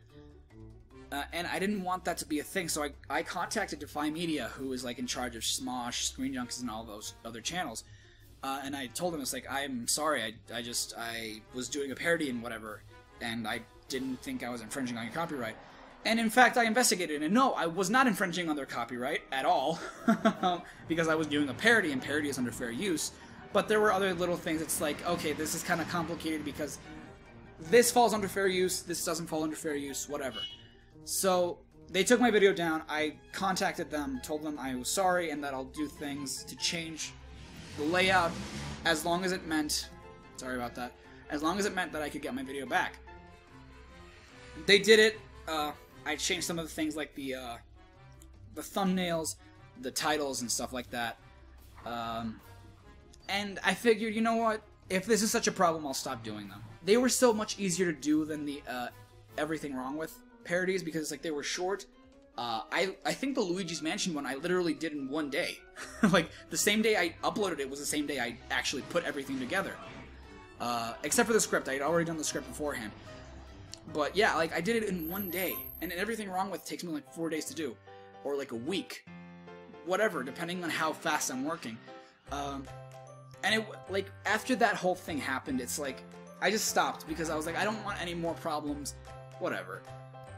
So, and I also contacted CinemaSins, telling them, it's like, is this okay? Like, can I do this?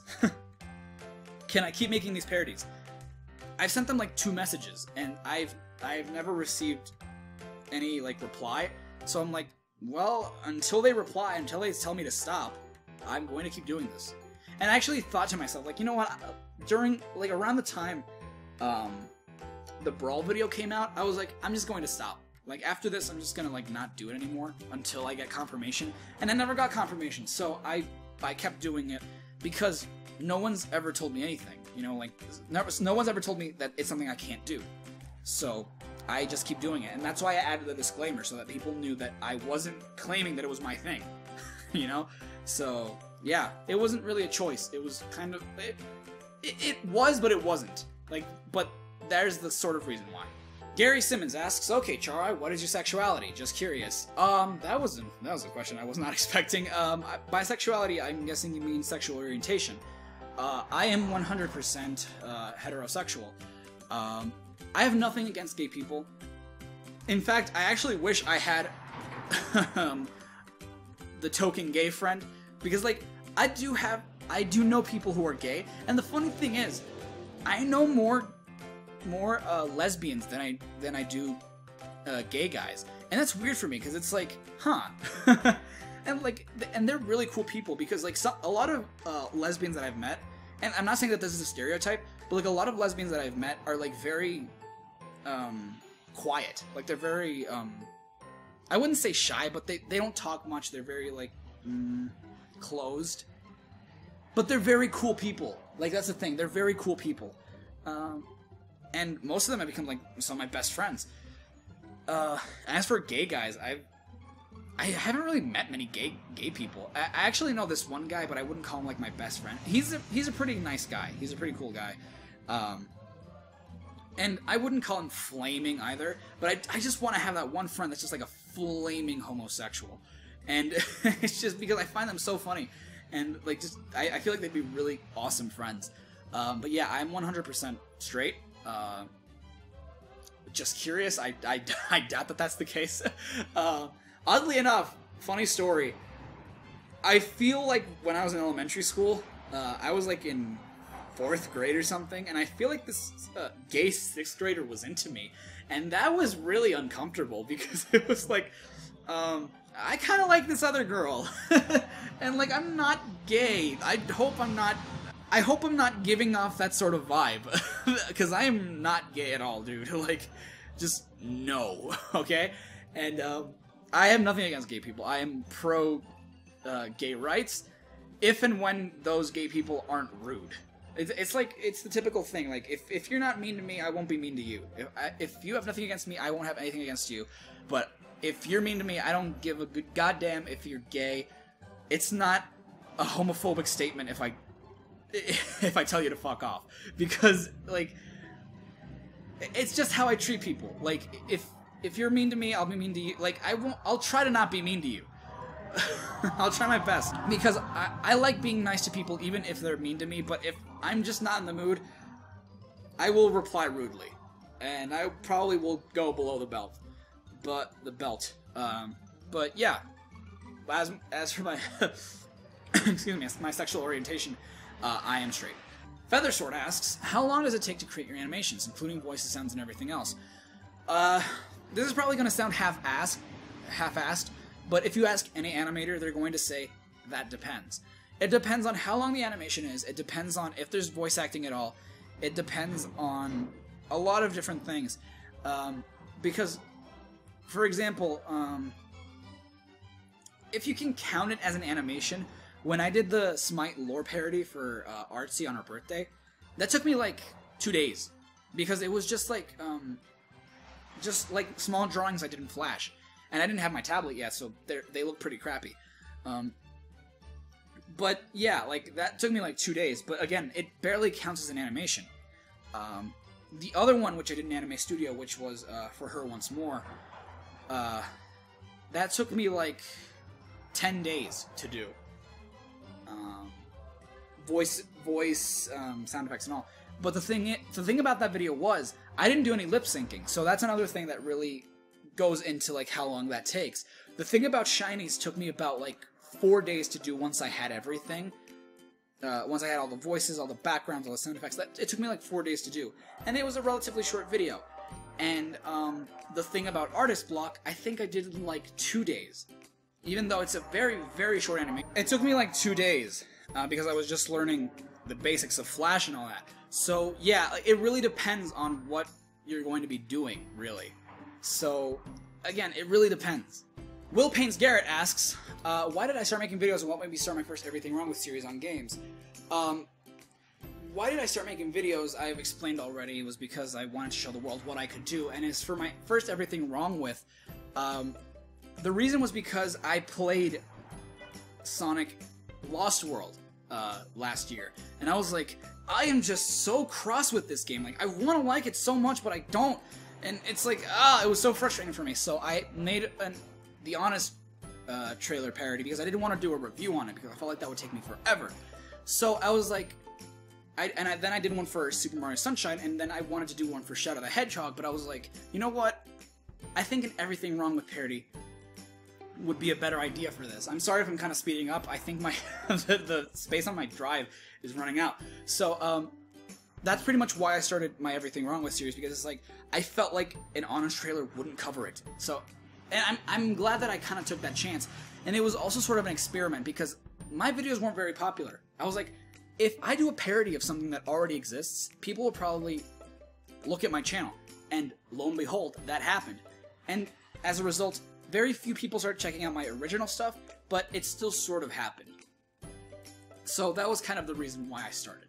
Lane Short once more asks, how long does it take to make one of your videos? It depends. If you're talking about, like I said, I already explained how long an animation takes, but if you're talking about an Everything Wrong With, it takes about 4 days. I'm not gonna, like 4 to 5 days, a week tops. Shadow the Hedgehog took me a week non-stop to do, and I hated doing, like I was going to do none of them afterwards because of how much I hated doing it. But then I kept finding ways to make it faster and to make it easier for myself, and as a result, that's how it happened. It got to the point where like the Jak and Daxter video took me 4 days.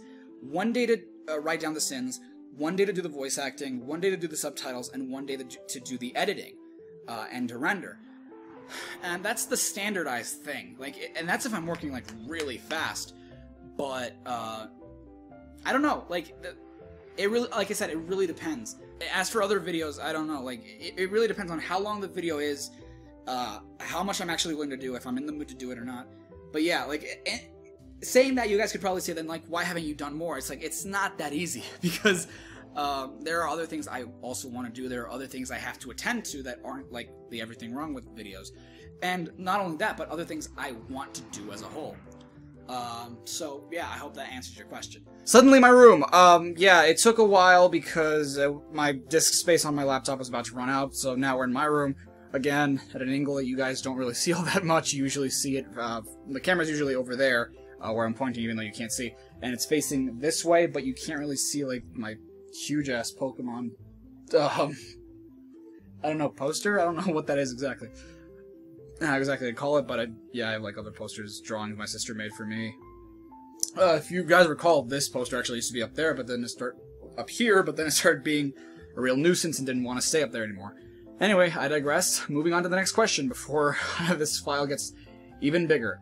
Charlie Mullenhold asks, what made you want to start YouTube and what tips do you have for those who want to get started? I already explained why I wanted to do YouTube, basically for my animations to showcase what it was I could do, and to entertain people. That's always been what I wanted to do, to entertain people. What tips do I have for those who want to get started? I know that this may be kind of a thing that you probably don't really hear many people do, but my greatest recommendation to people who want to get started in YouTube, don't be original. Like, don't start out with something original, because people nowadays, sadly, don't look for things that are original.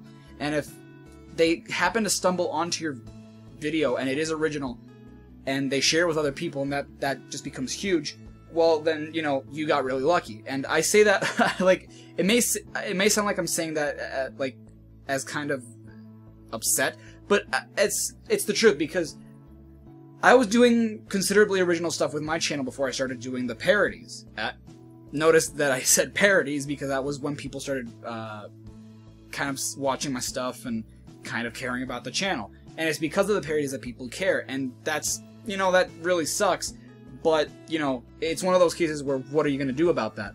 And the reason I say, like, don't be original is because I'm not saying don't be original 100%. Like, I'm not saying copy someone else, but maybe you can do a parody of something, because once people see that you're doing something that they're interested in, for example, a lot of animators out there on YouTube that, you know, started out as animators on probably Newgrounds and stuff, they started out because they did Pokemon animations, or animations of something that they were parodying, like video games and stuff. And that's what got people interested in their animations. And when they made something original, they were interested in that. It's like, oh, well, I like this guy's humor. And, like, you can sort of, in that thing that's kind of unoriginal, slip your own thing into it so that people know it's like, oh, this is a thing that this person does. And then kind of, like, transition between your kind of parodies or your own original stuff so that people will watch your original stuff. Maybe have a plug. It's like, okay, at the end of your video, say like, okay, well, I'm glad that you enjoyed my video, my parody on this. You can watch my original stuff here, and like set up a link and stuff like that.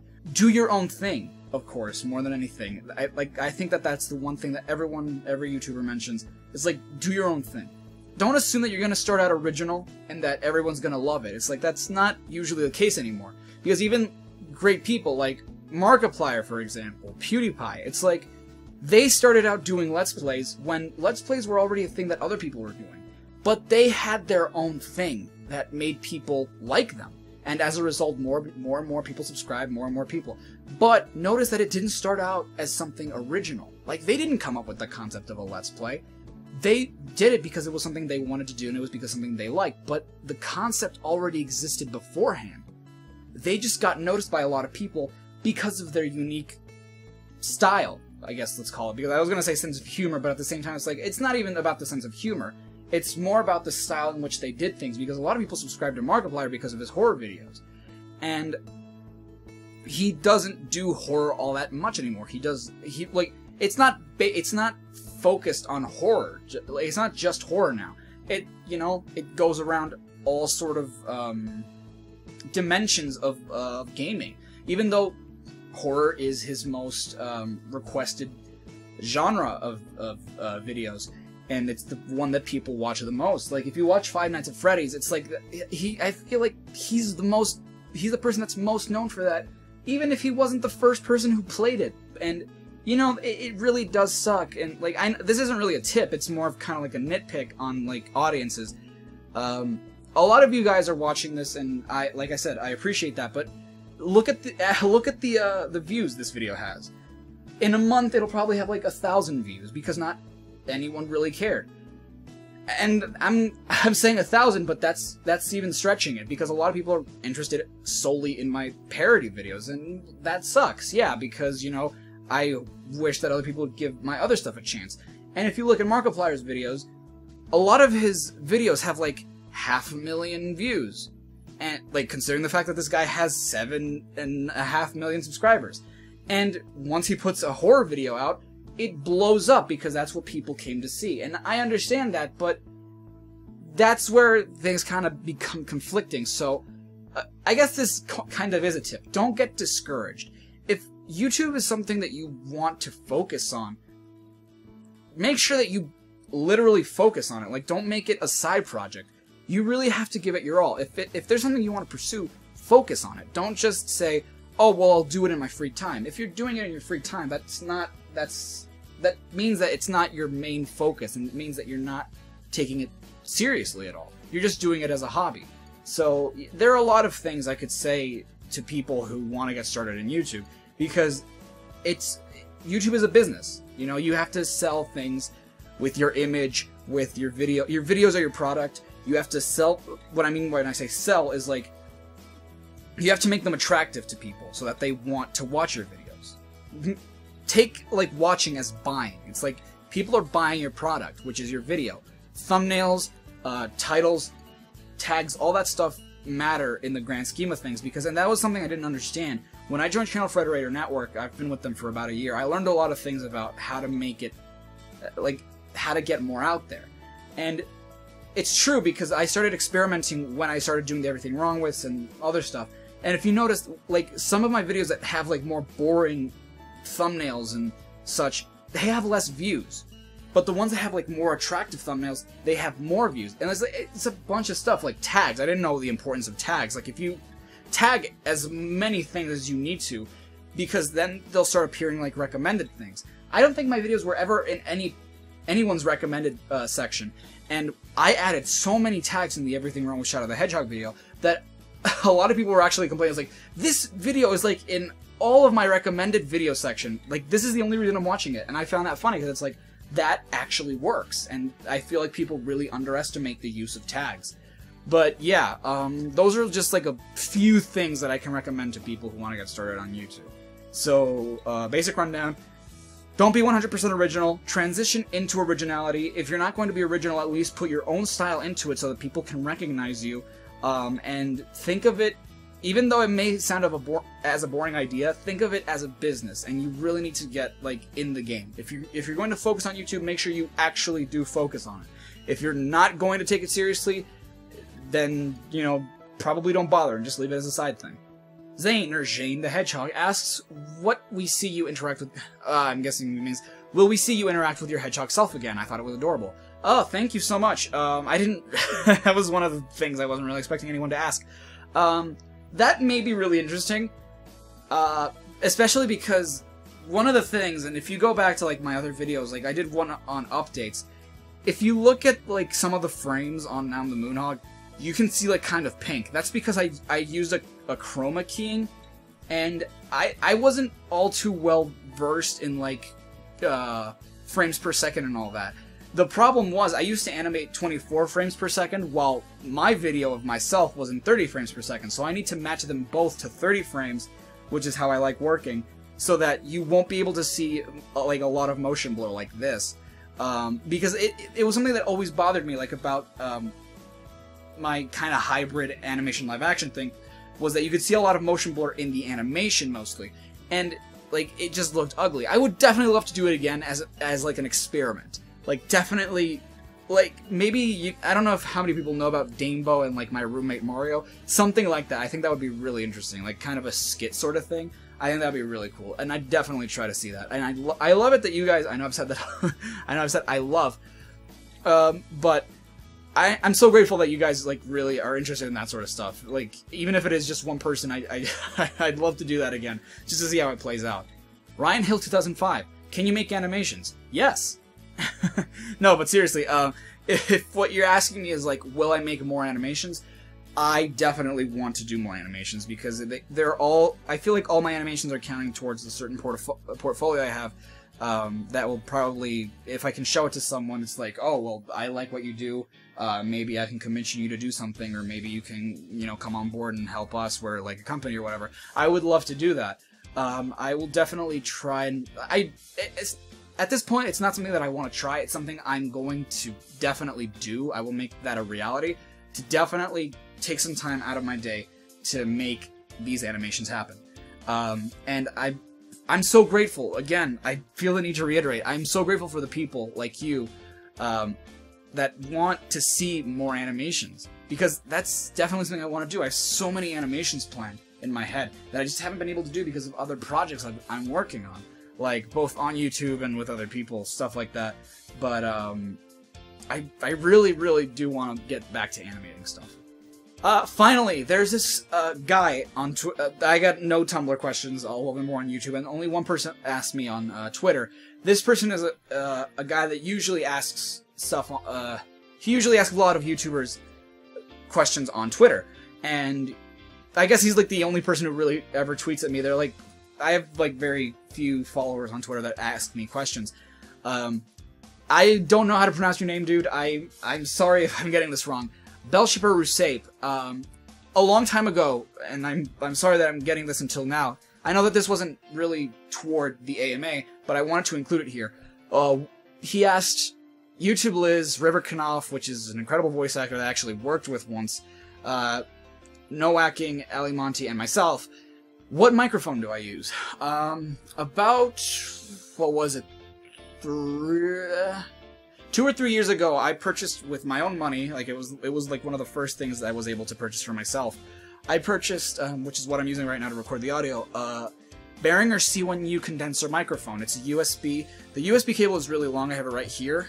It's like a meter long, I think. And like when I listen to old recordings of myself, I'm like, it does not compare at all to what my Behringer does. It's a great microphone. Not as great as, like, say, a Snowball or a Blue Yeti, but it still gets the job really well done. It's what I use for singing. Like, whenever I record something, I'm using this microphone. Everything you hear from, like, Creepy Month 2013... Yeah, okay, it was 2 years ago.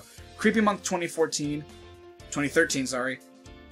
To today, to this very day, I'm using this microphone. Like, almost all the time, I'm using this microphone for any recordings I do.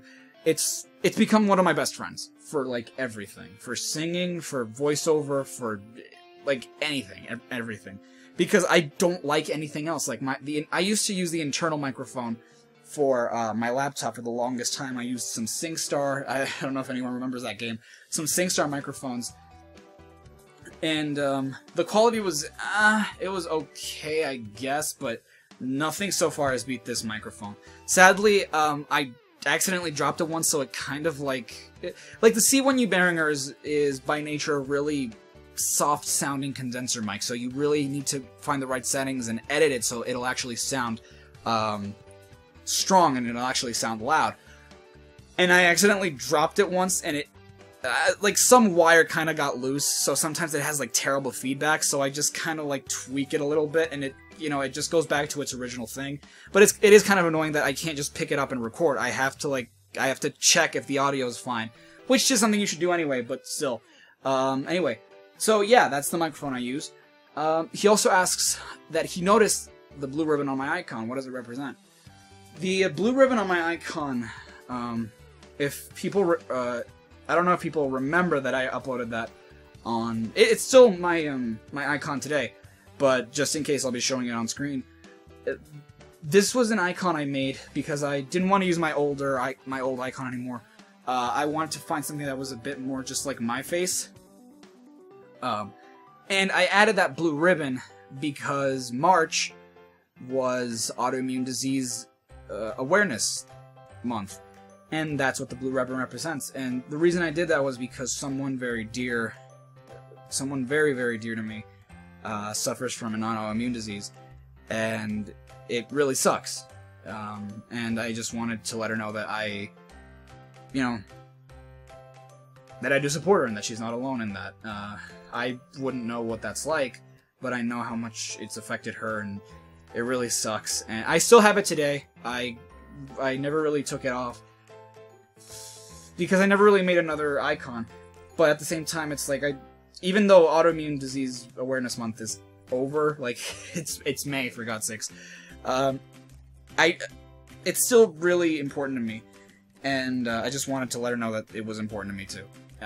So yeah, like I don't know. I want to make thematic sort of icons. So like in Christmas, I'll like make a Christmas variation, Halloween, a Halloween variation, stuff like that. But I just wanted that first one to be something really special, and that's pretty much why I did it. Since you have Flash, do you think you'll animate episodes of Lunaticos in the future? I don't know how you know about Lunaticos, and I really appreciate the fact that you do know about it, but I definitely, I actually mentioned it before, but definitely, now that I have Flash, and I do want to animate episodes of Lunaticos with this software, it may not be easy, but I definitely want to do it, and if I don't do it in Flash, I'll do it in Anime Studio, but yes, I want to do that anyway. Finally, may you make an animation of the Angel Devil character I made for you and keep the original art style.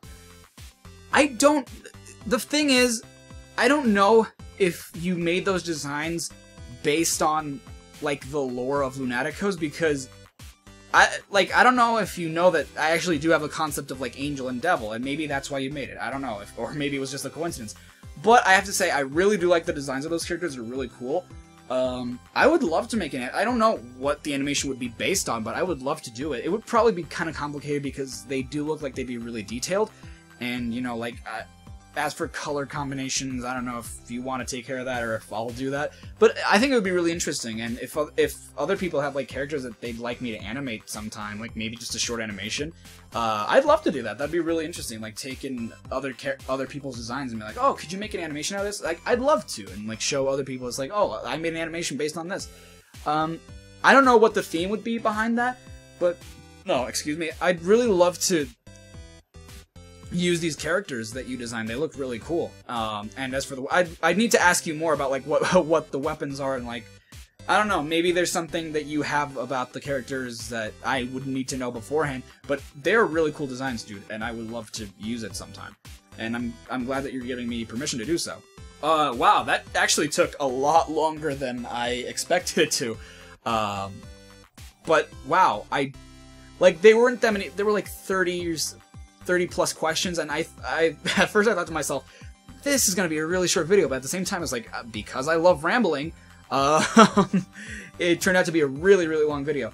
So, I really want to thank you guys for taking a few seconds to type out a question, because look how long I made it. And, if you stuck with, I haven't made a video this long since the, Super Smash Bros. Characters Opinions before Smash Bros. 4 came out. But, I just want to thank you guys so much for watching. If you're still here, if you've listened to my stupid voice for, like, what, 3, maybe 2.5 to 3 hours or so, thank you so much. I would love to do this again, just, you know, during a time where it wouldn't freaking kill my hard drive space, because the first half of the recording was like 30 plus gigs, and right now at the time that I'm looking at the recording, it's like 8 gigs, which I'm going to have to compress, and it's going to take a while, but I'm going to end it on a nice note. Thank you so much for watching. Stay tuned for, like, animations, updates, covers, all that stuff. Thank you so much for all of you who support this channel. Here's to 25,000 more subscribers, hopefully. I hope that that's a thing. Anyway, thank you so much for watching. Stay safe, stay awesome. This is Char5, signing off.